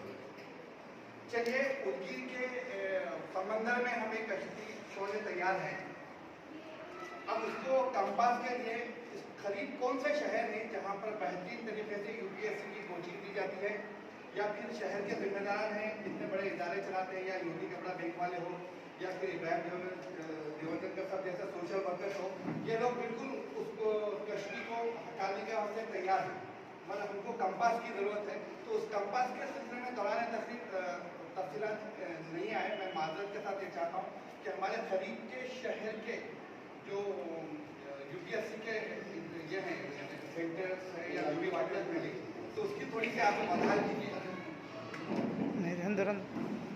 ये सिर्फ मुद्दे का सवाल नहीं है, ये पूरे इंडिया का सवाल है। उसकी वजह ये है कि जहाँ तक मेरा अंदाजा है, मेरा नॉलेज है, यूपीएससी पास होने वाले जो बच्चे हैं वो अपनी अपनी सर्विस को चले जाते हैं, ट्रेनिंग को चले जाते हैं, वो अवेलेबल नहीं रहते हैं पढ़ाने के लिए। तो अगर मजमूई तौर पर अगर पूरे इंडिया में देखा जाए तो मेरा जो अंदाजा है कि हमारी बिरादरी को पढ़ाने वाले 200 लोग भी नहीं है। यूपीएससी की तालीम, यूपीएससी कैसा पढ़ा जाए, प्री मेंस और इंटरव्यू की तैयारी कैसी की जाए, पूरे इंडिया लेवल पे शायद ही 200 लोग मिलेंगे हमारी बिरादरी में से। तो ये इंतहाई बड़ा शॉर्टेज है। तो कंपास मिलना बहुत मुश्किल है, बहुत मुश्किल है। 10-12 साल के बाद मिल सकता है, क्योंकि मेरे पास भी जो बच्चे आते हैं, तो मेरे पास बॉम्बे की भी बच्चे हैं, ब्यूनी के हैं, मालेगांव के हैं, धुलिया के हैं, भुसावल के हैं, बरबली के, नांदेड़ के, बुल्ढाना के, बीड के, पूरे महाराष्ट्र के बच्चे मेरे पास आके कोचिंग लिए हैं पिछले कई सालों के अंदर। और इन बच्चों ने जाकर 3-4 साल के बाद, जैसे मेरे पास एक बच्चा है जो नांदेड़ का है, 5 साल से कोशिश में लगा हुआ है, पिछले साल आधे नंबर से रह गया प्री क्वालिफाई होने के लिए। मुझसे मिलने आया, अभी 1.5 महीना पहले, कहने लगा सर आपने मुझे जो सिखाया है, मैंने 15 बच्चों को बांटा है, मैंने वो 15 बच्चों को बांटा है। मुमकिन है 15 बच्चे 30 को बांट दें, तो टीपू सुल्तान को यहीं से पैदा करना पड़ेगा। अब उसका तरीका क्या होना चाहिए, हिकमत अमली क्या होना चाहिए कि हमारे पास एक बहुत बड़ी स्टेट से ऑफर आया है कि भाई आप यहाँ के कोचिंग क्लासेस शुरू कीजिए, हम सारी चीज़ें आपको देने को तैयार हैं। तो मैंने उनको कहा भाई आप उतना बड़ा खर्चा करने के बजाय आप एक काम कीजिए, आपके पास के 10 बच्चों को सेलेक्ट करके हमारे पास भेज दीजिए, 2 साल हम कोचिंग देंगे, आपके पास वापस भेज देंगे। वो 10 बच्चे आपके स्टेट में कोचिंग देते रहेंगे, आपके डिस्ट्रिक्ट में कोचिंग देते रहेंगे। ये इसका आसान तरीका है और मुमकिन भी है, क्योंकि पढ़ाने वाले जब नहीं है तो मैं अपनी बात करता हूँ, मैं अपना अगर कोचिंग सेंटर यहाँ खोल भी दूँ तो फैकल्टी को नहीं भेज सकता मैं यहाँ पर पढ़ाने के लिए, पढ़ाने वाले नहीं मिला।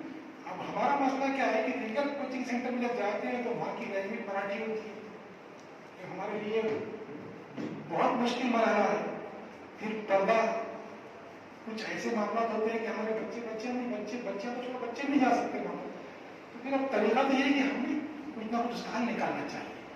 तो कुछ आप अपने तरफ से, जैसा कि मैं बता रहा हूँ कि हमारा जो तरीका एंट्रेंस एग्जाम लेकर हम बच्चों को सेलेक्ट करते हैं, ये इस लेवल का है कि यूपीएससी की तैयारी के लिए काबिल है, नहीं है तो उसको बोलते हैं तुम अगली बैच में आओ, 6-8 महीने में तैयारी करके अब यही पढ़ो, हम उसको मटेरियल दे देते हैं। अब यहाँ से कुछ बच्चों को भेजिए जो 18 महीने की कोचिंग लेकर जब आएंगे हमारे पास से, वो पूना से, वो कहीं भी जब वो कोचिंग लेके आएंगे तो यकीनन पहले अपने घर से शुरू करेंगे, अपने जूनियर को, अपने भाइयों को भी ऐसा तरीका कीजिए। 5 साल में यहाँ माहौल बन जाएगा, आपको फैकल्टी बन जाएगी किसी न किसी हद तक। ये इसका आसान हल है, वरना इधर से उधर, उधर के लोग इधर आके पढ़ा नहीं सकते, इधर के लोग उधर जाके पढ़ा नहीं सकते। तो कोशिश ये कीजिए कि यहाँ से कुछ बच्चे जो तैयार होते हैं उनको हमारे पास भेज दीजिए, हम कोचिंग लेंगे, जो मुनासिब फीस है वो लेने के बाद उनको खर्च हर बच्चे को अपना उठाना है, क्योंकि फ्री कोचिंग की अहमियत नहीं देती। हमने कुछ बच्चों को सेलेक्ट किया, उनका इंटरव्यू लिया, उनका टेस्ट लिया, क्वालिफाई हो गए, बहुत ज़हीन लगे, उनको हमने फ्री कोचिंग के लिए सेलेक्ट किया, वो उसके मुस्तैद भी थे, ऐसा नहीं है। लेकिन मुश्किल क्या हुई कि 2 महीने के बाद एक कम हो गया, 3 महीने के बाद एक कम हो गया, 4 महीने, क्योंकि मैंने फीस तो दी नहीं। और अब मुझे यहाँ तो पढ़ने के लिए टाइम ही नहीं पड़ रहा, मुझे वो जोमेटो के अंदर 15,000 का महीना मिलता है, डिलीवरी बॉय बन गया। तो बच्चे ये कर लेते हैं, जो जेब से खर्च करता है वो वक्त भी देता है, उसको एहसास भी होता है। ये हमने बहुत दिल्ली से सीखी है बात। दिल्ली में वो बोलते कितना ही बच्चा कुछ भी रहे, तो अगर टैलेंट है तो हम खर्च करेंगे उसके ऊपर, लेकिन कुछ ना कुछ उससे लेंगे भी। तो दिल्ली वाले में जो फ्री कोचिंग देते हैं वो सिर्फ कोचिंग फ्री देते हैं, अकोमोडेशन, फूड, ट्रांसपोर्टेशन, स्टेशनरी का खर्च आपको करना ही पड़ता है। तो पूरे इंडिया में ऐसा कोई इदारा नहीं है पूरी तरीके से फ्री पढ़ाता है, यानी रहना, खाना, पीना, हर चीज फ्री। मुमकिन है एक तो होंगे, लेकिन वो भी 25-30 बच्चों को पढ़ा रहे होंगे, हमारे तेरा तो करोड़ में।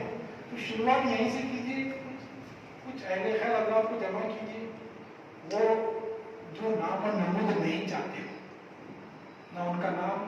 फोटो, कुछ नहीं। भाई हम आपकी मदद को तैयार है, इसमें से बच्चे सिलेक्ट कर लीजिए, उनको भेज दीजिए किसी कोचिंग से दूसरे शहर के।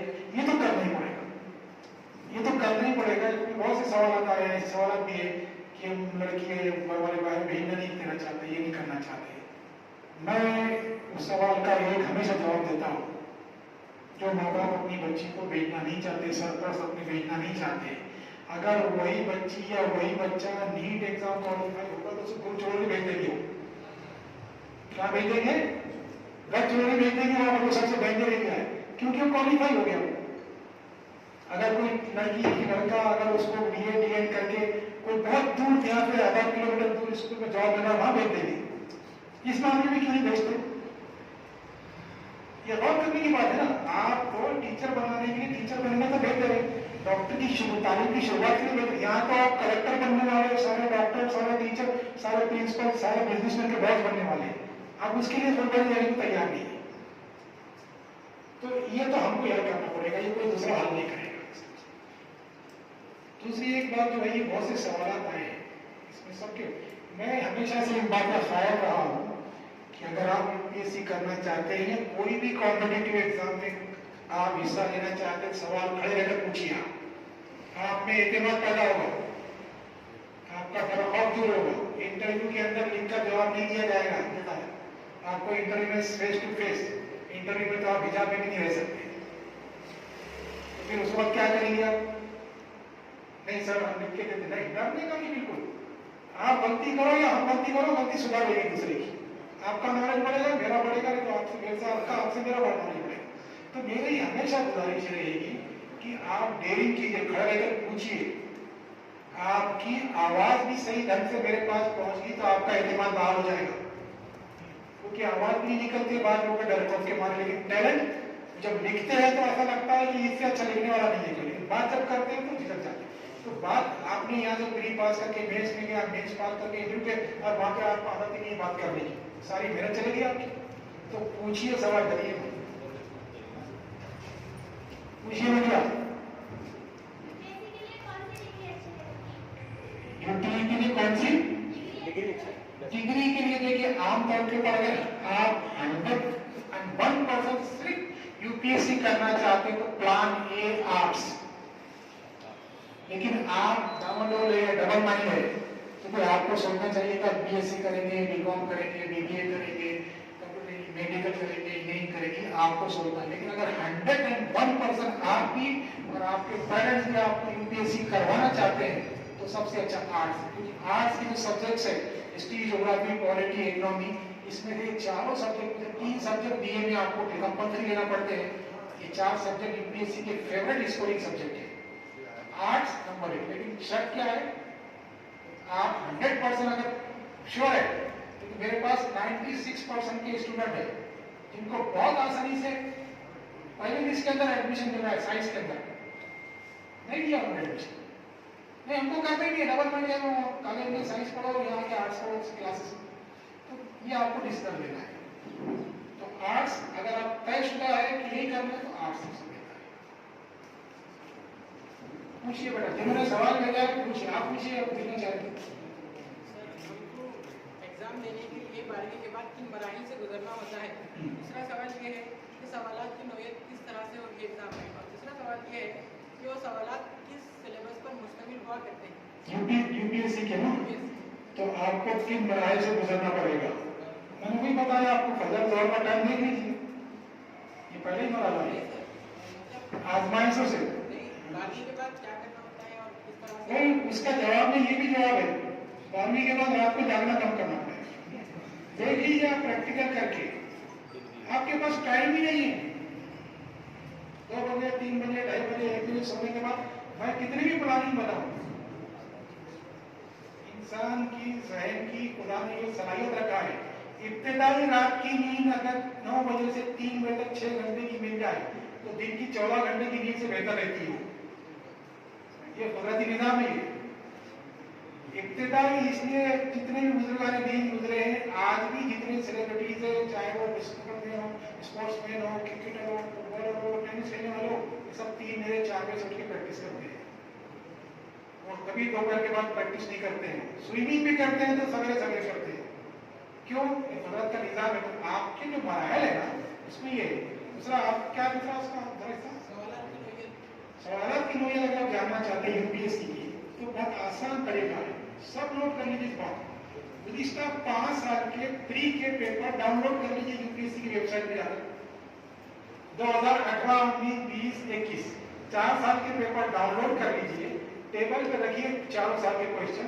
देखिए 2018 में यूपीएससी ने हिस्ट्री के क्वेश्चन पूछा था तो कितने आए, 2019 में कितने आए हिस्ट्री के, 2020 में कितने आए हिस्ट्री के, 2021 में। इसी तरह geography, polity, economy, current affairs, जो भी है आपको एनालिसिस खुद निकालना पड़ेगा। मैं अगर बोल दूं कि इतने आते थे, अगले साल यूपी चेंज कर देता है।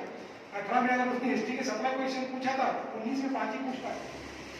तो आपको खुद एनालिसिस करना पड़ेगा। उसका तरीका ये 5 साल के क्वेश्चन पेपर सामने रखो और खुद ही एनालिसिस निकालो, बुक लेके बैठ जाए।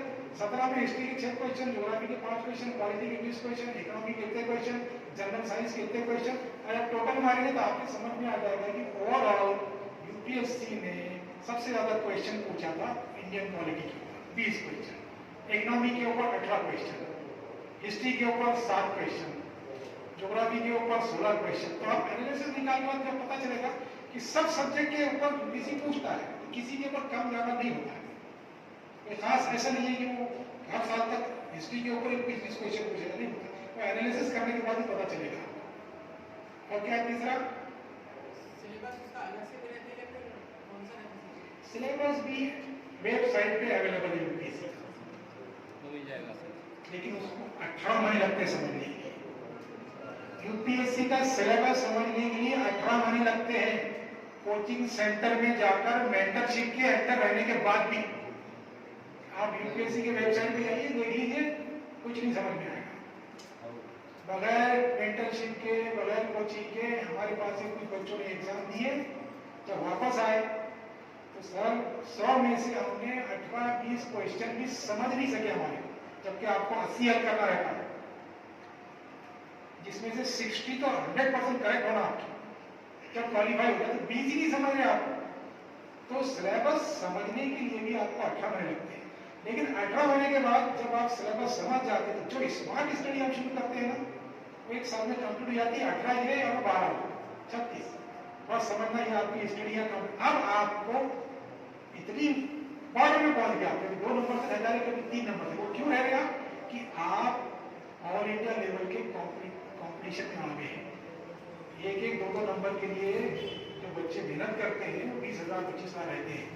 तो इसका मतलब ये नहीं कि आपने 95 नंबर लिया और 98 कट ऑफ था, बहुत आगे बढ़ गया। लेकिन कॉम्पिटिशन सब थोड़ा बहुत क्या क्वालिफाई नहीं हो रहे। तो कॉम्पिटिशन जो है वो एक इंच बढ़ना, वो सबसे अहम रहता है। उसके लिए आपको फिर अगला अटेम्प्ट देना पड़ता है।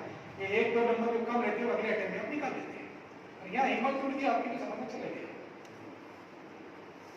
गर्ल्स में से बॉयज में से बच्चों कुछ ही सवाल पूछ रहे थे आप सर। मेंस में ऑप्शन जो सब्जेक्ट होता है वो कौन सा चूज करना चाहिए?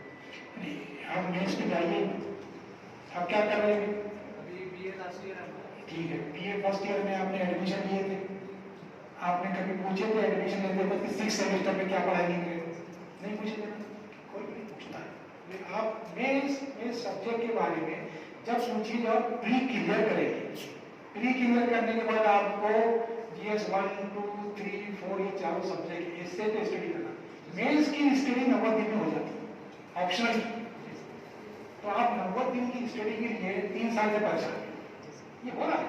तो पहले क्या कीजिए, आप क्वेश्चन पेपर देखिए, सिलेबस देखिए, उसके हिसाब से ऑप्शनल की बात अभी नहीं करना।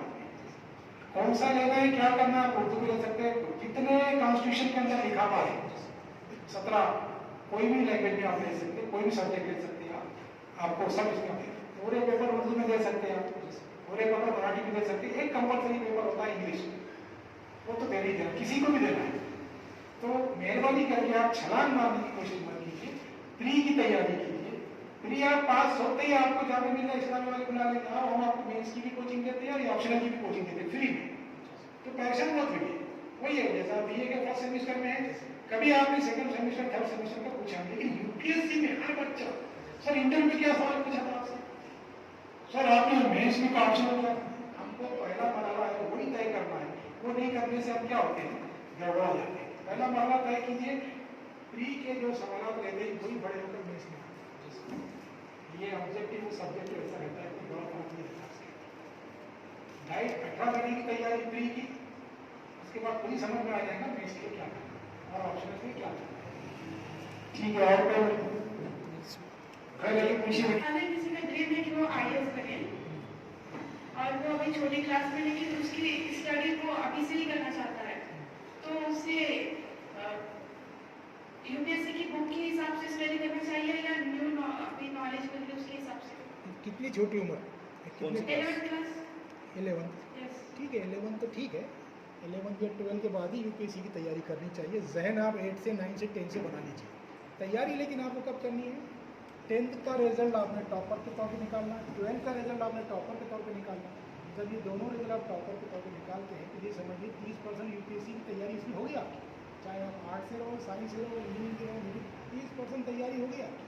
अगर आप रेगुलर कॉलेज जाते हैं, रेगुलर क्लास अटेंड करते हैं, आपका कोई एम भी नहीं है यूपीएससी का, लेकिन ये सब्जेक्ट जो आप पढ़ते हैं रेगुलर क्लासेस को जाकर, 30% उस स्टूडेंट के पास यूपीएससी मौजूद है। आप में से कई लोगों के पास 30% यूपीएससी मौजूद है। आपने कभी क्वेश्चन पेपर देखा ही तो आपको पता ही नहीं। आप देखेंगे तो पता चलेगा इसमें तो 20 सवाल तो मेरे को मालूम है इसके आंसर, लेकिन आपने कभी क्वेश्चन पेपर सामने रखा ही नहीं है। अगर रखते तो आपको पता चलता कि मैं आपसे, जो बच्चा ग्रेजुएट है या फर्स्ट सेकंड ईयर में है, मेरा उसको दावा है ये कि उसके पास 30-35% यूपीएससी है पहले से। यूपीएससी 40 क्वेश्चन इतने आसान पूछता है कि हर ग्रेजुएट उसको हल कर सकता है अगर वो 18 महीने स्टडी कर ले। 40 क्वेश्चन, क्योंकि यूपीएससी अगर सबके सब क्वेश्चन मुश्किल रखेगा तो लोग उसमें बच्चे आएंगे नहीं उसके अंदर। वो 40 क्वेश्चन जब आप हल कर लेते हैं तो 80 नंबर तो मिल गए, लेकिन उसके बाद के जो 20 क्वेश्चन रहते हैं मुश्किल, 60 हो गए। उसके बाद के 20 क्वेश्चन बहुत मुश्किल, और 20 क्वेश्चन जो 80 के बाद 100 वो तो किसी को भी नहीं आते, उसके कितने भी अटेम्प्ट हो जाए। तो 40 क्वेश्चन तो आप 1 साल की मेहनत में सीख देंगे, 20 क्वेश्चन को दूसरा साल लगेगा, फिर उसके बाद के 20 और 10 क्वेश्चन को आपका तीसरा साल लगेगा। ये स्टेप बाय स्टेप जाने वाला काम है। आप कितनी ब्रिलियंट रह दीजिए, यूपीएससी 40 क्वेश्चन को तो आसान पूछता है। आपको वो लाता है कि अरे इतने आसान 40 है, बाकी की मेहनत कर लेंगे, तो ये उसका तरीका है ये, और सबके लिए है।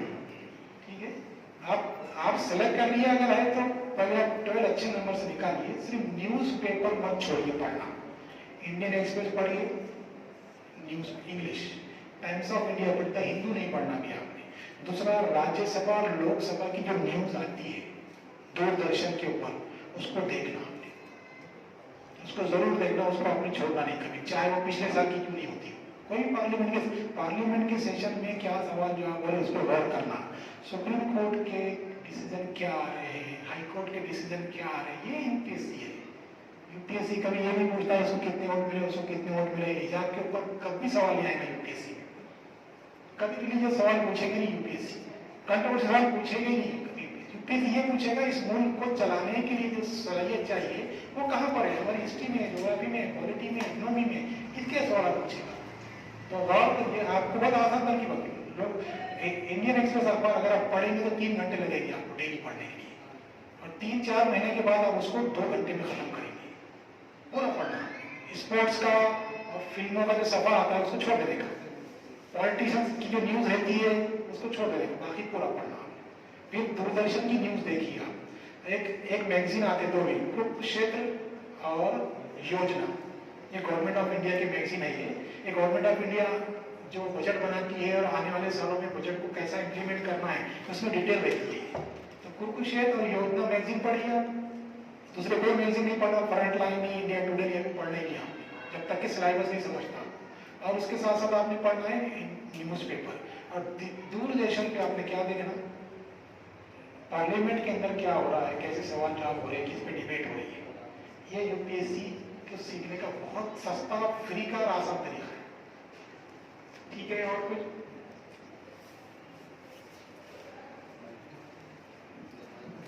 सर एक कॉमन क्वेश्चन है। जी जी जनाब।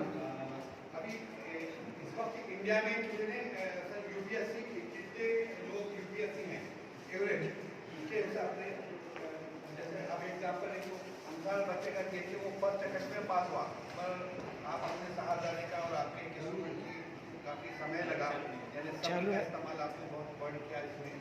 तो छात्रों को ये बताइए कि सर सब्र से आप क्या वजाहत करना चाहते, और यूपीएससी पास जो तालिब इल्म हैं सब इंडिया के, तो एवरेज कितने अटेम्प्ट में यानी कितने साल उन्होंने स्टडी करने के बाद वो यूपीएससी क्वालिफाइड है? यूपीएससी क्वालिफाई करने की सबसे अच्छी एज 24 से 26 साल रहती है। अगर आप यूपीएससी का वो डाटा देखेंगे तो फर्स्ट अटेम्प्ट में पास होने वाले अगर 100 है, सेकंड अटेम्प्ट में पास होने वाले 150 है, तो थर्ड और फोर्थ अटेम्प्ट में पास होने वाले 400 के करीब बच्चे रहते हैं।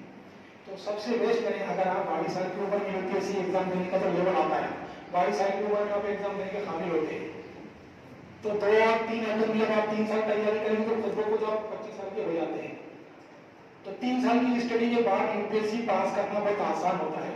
तो अच्छी जो एवरेज जो एज है यूपीएससी की वो 24 से 26 के बीच में, तीसरे अटेम्प्ट से चौथे अटेम्प्ट में मैक्सिमम बच्चे पास होते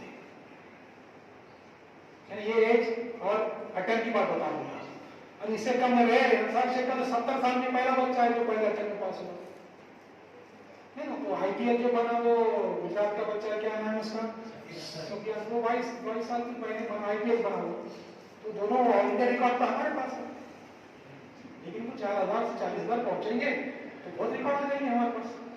शर्त क्या है, 4000 की 40 होना। सबर वाला मामला जो है 3 साल जो रहता है वो सबर में खुद ही सबर आ जाता है, ये अपने आप बनाना है, बनाने की जरूरत नहीं पड़ती इसको। आप 3 अटेम्प्ट से 4 अटेम्प्ट तक ठीक है, मतलब सबर कर लिया, और 4 अटेम्प्ट में जब पता चला कि भाई आप चोटी पे पहुंचने को 10 मिनट दूर तक उतरते ही नीचे।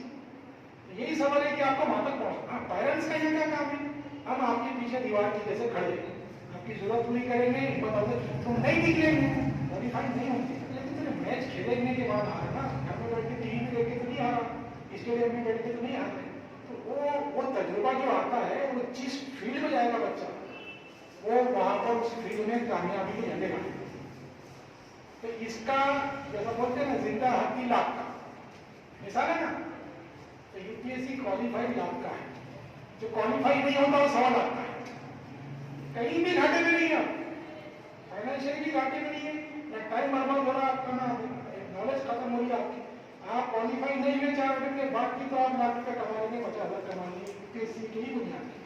तो नुकसान तो किधर से भी नहीं है, इसके किधर से भी नहीं है। अगर खुदा ना खास्ता कोई बच्चा अगर 3, 4, 5 साल के बाद भी एमबीबीएस अगर नहीं निकाल सकता तो डॉक्टर नहीं कर सकता,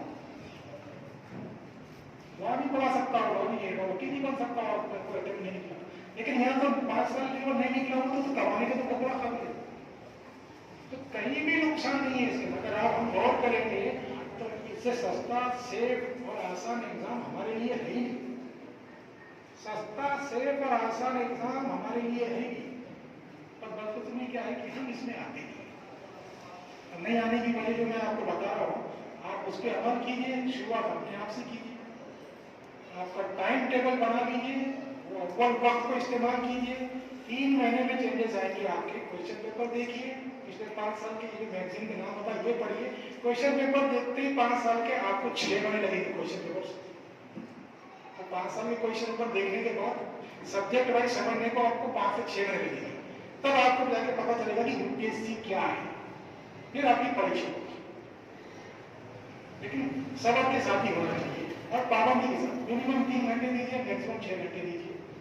और मैं अगर आपके पास जो पेपर बांट दूं सबके पास, सादा पेपर पेन लेकर आपको बोलूं कि 24 घंटे का हिसाब मुझे दीजिए, आप सब शर्मिंदा होंगे 24 घंटे का हिसाब देने के बाद कि आप 12 घंटे ऐसे कामों में डाल रहे जिससे कुछ भी नहीं मिलता है। मैं दावे से कह रहा हूँ, निकालिए आप पेन और लीजिए, पूरी से का पेपर लिखिए। डे और नाइट 24 घंटे होते हैं इसके अंदर। 8 घंटे सोने के, 5 टाइम की नमाज, 3 टाइम का खाना, 3 घंटे, 11 घंटे हो गए। 13 घंटे बच गया, क्या करते इसके अंदर?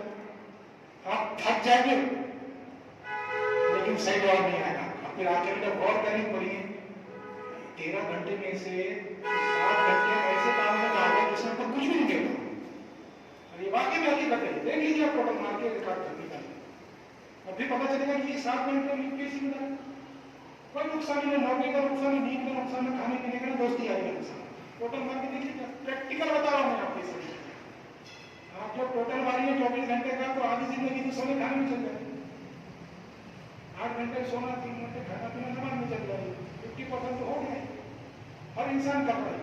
इसमें से 1 घंटा कम कीजिए और ये 13 घंटे जो बच गए उसमें तो 6 घंटे आप अभी जाकर घर पे निकालिए, क्योंकि पता चलेगा कि आपका सोशल मीडिया में 4 घंटे जा रहे, फोन पे बात करने में 1.5 घंटा जा रहा है, इससे ज्यादा दोस्तों को मिलने में 2 घंटे जा रहे, 7 घंटे की निकालिए, हर किसी की निकलेगी। अब 1 घंटे आपको इंक्रीज भी देना है, 24 किसी पर 36 नहीं होते।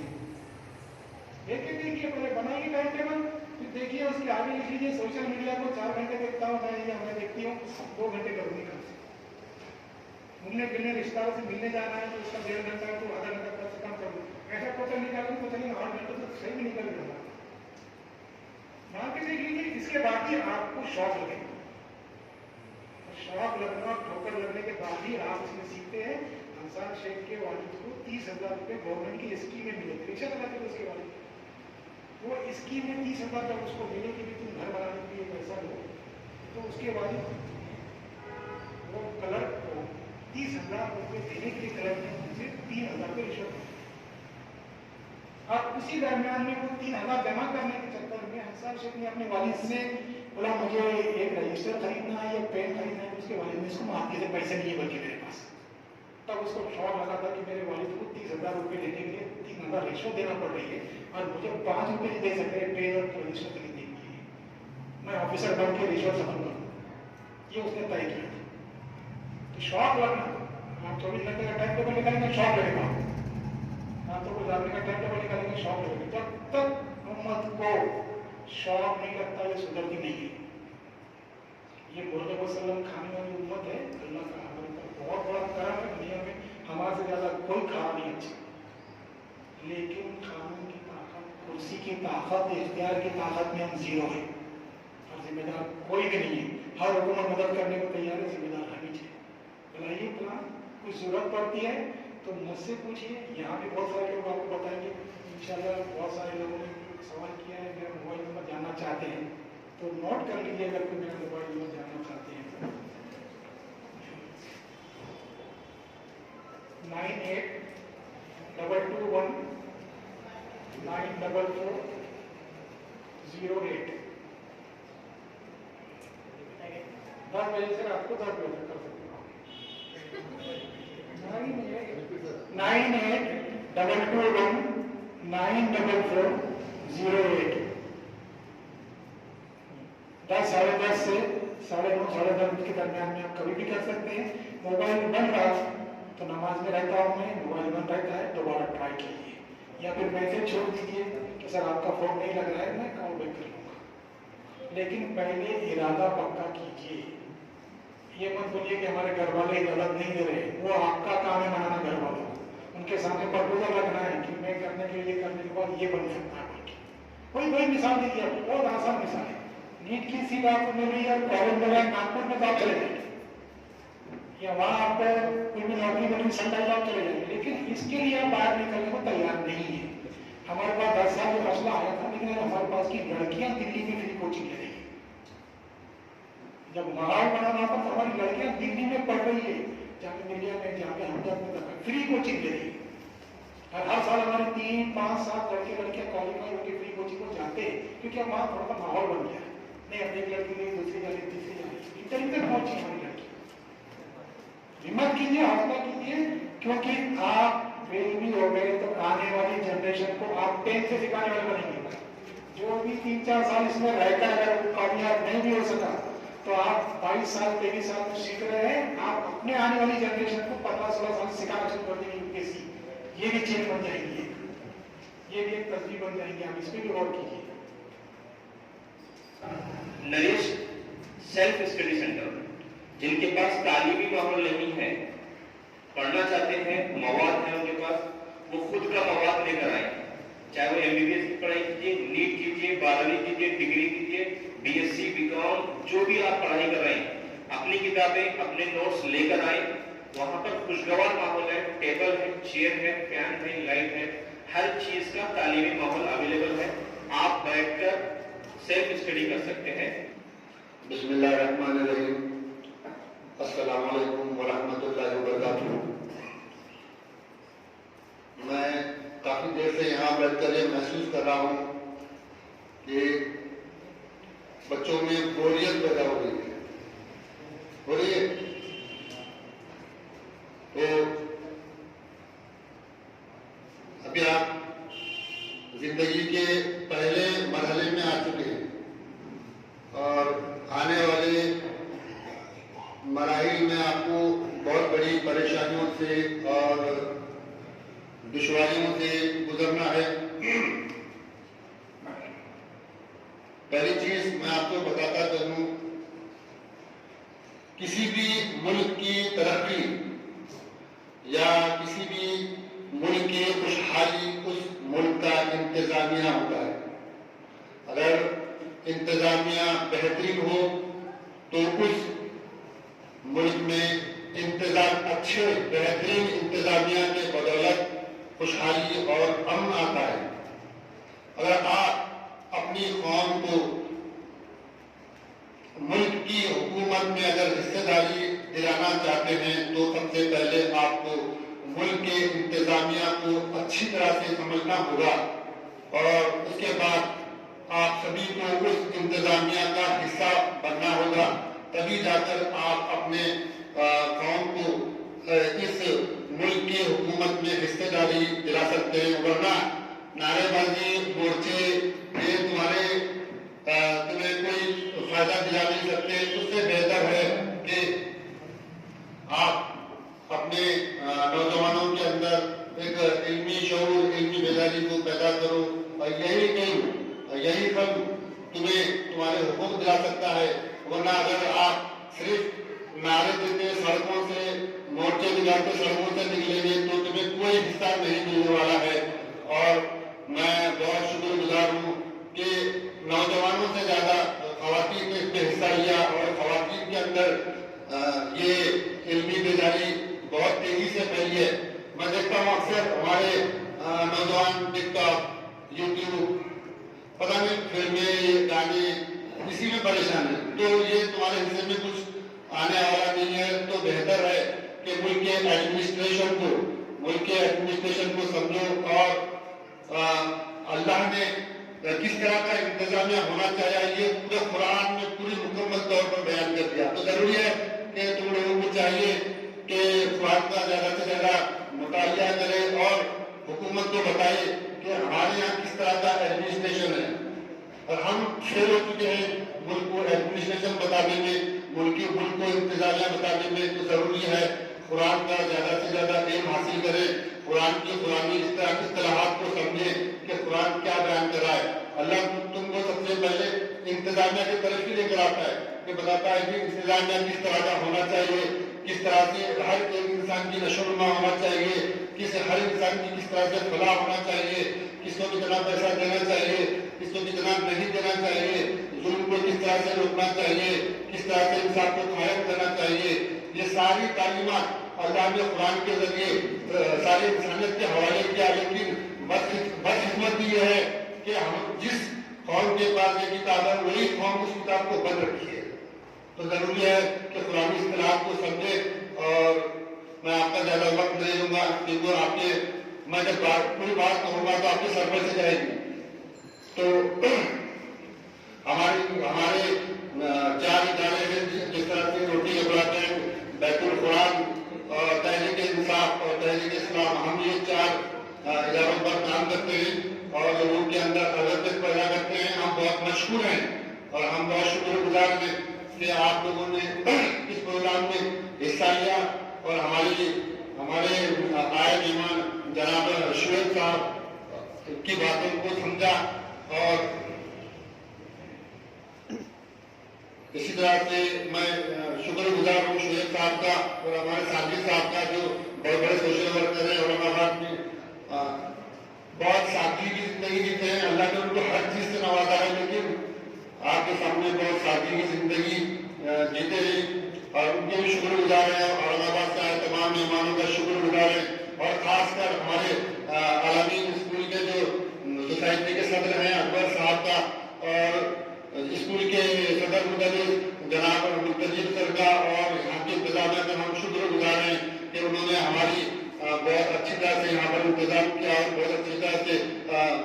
में मौका दिया, तो इंशाअल्लाह हमको आप सभी नौजवानों से उम्मीद है कि आप एडमिनिस्ट्रेशन की तालीम में आगे बढ़ेंगे और अपनी कौम को उनके हुकूक दिलाने की पूरी कोशिश करेंगे।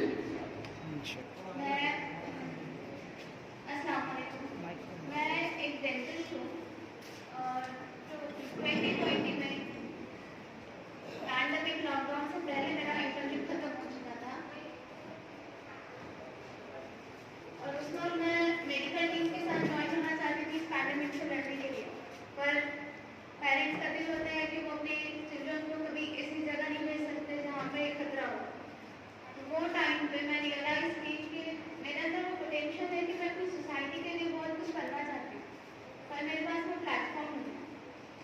तो कुछ महीनों के बाद जब मैं बेकार घर पर बैठी हुई थी, अपना वक्त ज़ाया कर रही थी, जबकि time is money, time is the wealth, और तभी मैं रियलाइज की कि मुझे कुछ करना चाहिए, अपने लिए एक अच्छा प्लेटफॉर्म देखना चाहिए जहाँ पे पेरेंट्स को भी परेशानी ना हो ये सोचते हुए कि हमारे बच्चा से दूर जा रहे हैं हमसे, तो वो मुश्किल में हो।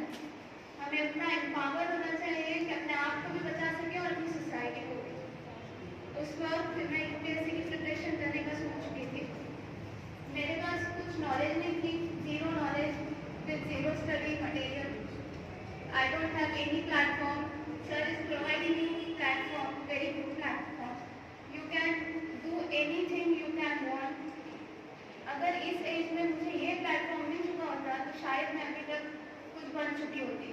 मैं बहुत लेट स्टार्ट की हूँ, पर इंशाल्लाह मैं आगे चल के कुछ करूँगी। आप लोगों से ये कहना चाहती हूँ कि आप जिस एज में हैं, इस एज में अगर आपको ये प्लेटफॉर्म मिल रहा है तो ये अपॉर्चुनिटी को खोना नहीं चाहिए। ये बहुत अच्छी अपॉर्चुनिटी है, इसको हासिल कीजिए, मेहनत कीजिए। अगर आपका इसमें कुछ होता भी नहीं है तो आप जिस भी फील्ड में जाते हो उस फील्ड में आप सबसे आगे बढ़िए। आपका परफॉर्मेंस, आपका कॉन्फिडेंस, ये यूपीएससी प्रिपरेशन आपको हर लेवल में आगे पहुँचाती है। इससे हर चीज़ आप लोग प्रैक्टिकली भी आगे होंगे और नॉलेज के साथ भी आगे होंगे। आपकी पर्सनैलिटी डेवलपमेंट ऐसी होगी जो एक आईएएस की होती है। आपकी प्रिपरेशन से ही आप एक आईएएस की ट्रेनिंग स्टार्ट कर चुके होंगे और आपको पता भी नहीं चलेगा। अगर आप ये कदम आज ले रहे हो तो सोच लीजिए कि आप आईएएस बनने के लिए आपका पहला कदम है और ये आईएएस की ट्रेनिंग आपकी अभी से शुरू है। आपको इस प्लेटफॉर्म को यूज़ करने से पहले सोचने की ज़रूरत नहीं होनी चाहिए। आप सब लोग ये प्लेटफॉर्म अच्छे से यूज़ कीजिए। आपको इतनी अच्छी अपॉर्चुनिटी मिल रही है इतनी कम एज में, ये बहुत खुशनसीब है आप सब लोग। तो मैं बस यही कहना चाहती हूँ कि जब मैं स्टार्ट की थी प्रिपरेशन तो पेरेंट्स को ऐसे लग रहा था शायद कि मैं टाइम पास कर रही हूँ, कि they are taking in the fun way. जब मैं ये प्रिपरेशन बहुत सीरियसली लेने लग गई तब मैं ऑनलाइन, मुझे कुछ पता नहीं था ना, तो मैं ऑनलाइन एग्ज़ाम्स दिया करती थी, प्रैक्टिस एग्ज़ाम्स। बहुत सारे ऑनलाइन प्लेटफॉर्म्स हैं, बायजूस है, अनअकैडमी है, विजन है, दृष्टि है, वो अपने एग्ज़ाम्स कंडक्ट करते हैं। स्कॉलरशिप एग्ज़ाम भी करते हैं और प्रैक्टिस एग्ज़ाम।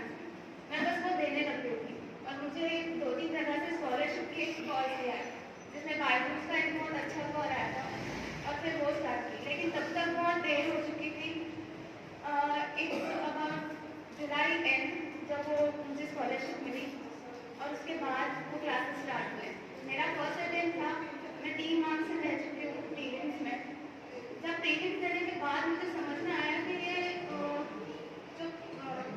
प्रिपरेशन होती है हमारी वो स्कूल से स्टार्ट हो जाती है। आप लोग ये कह रहे हैं ना कि हम लोग क्या पढ़ें, आप कुछ भी मत पढ़ें, कुछ अलग नहीं है इसमें। 6th स्टैंडर्ड से स्टार्ट हो जाती है। बस ये जो एग्ज़ाम के क्वेश्चन आते हैं वो हमारे करंट अफेयर से रिलेटेड रहता है। अगर आज हमारे करंट अफेयर में कोई एंशियंट हिस्ट्री का कोई चीज़ आ गई है, करंटली न्यूज़ में कुछ चल रहा है एंशियंट हिस्ट्री के बारे में, तो वो एग्ज़ाम में वही क्वेश्चन आएगा, कुछ अलग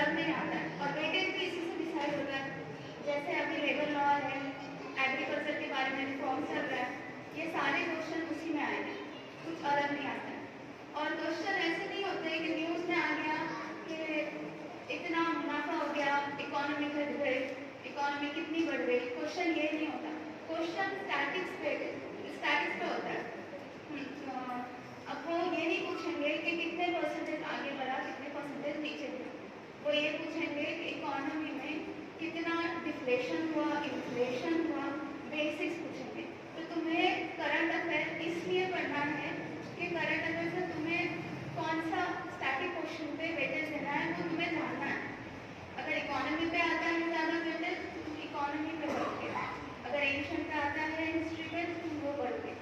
ब्लाइंडली कहीं पे नहीं जाए, इसलिए वो लोग करंट अफेयर को बेसिक बना के, बेस बना के क्वेश्चन प्रिपेयर करता है। अगर आप प्रिपरेशन स्टार्ट करना चाहते हैं तो 6th स्टैंडर्ड से, अगर आपके पास कोई मटेरियल नहीं है तो अपने उर्दू के बुक्स निकालिए, एनसीईआरटी के, बोर्ड के, जो भी हो, 6 से वहीं से शुरू कर दीजिए पढ़ना।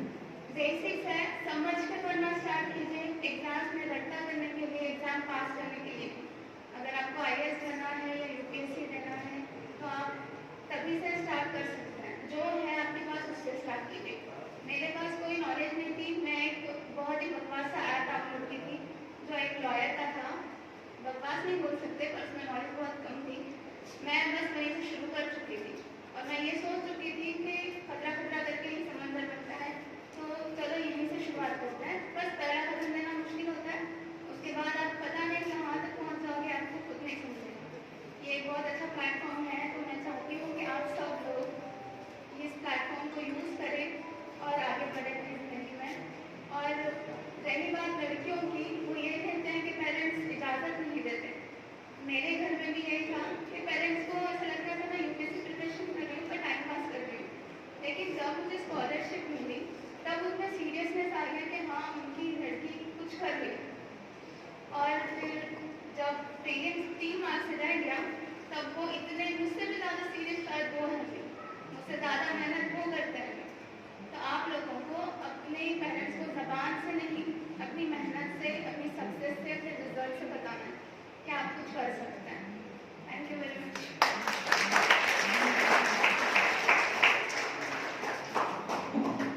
इसी के साथ मैं प्रोग्राम के इख्तिताम का ऐलान करता हूँ।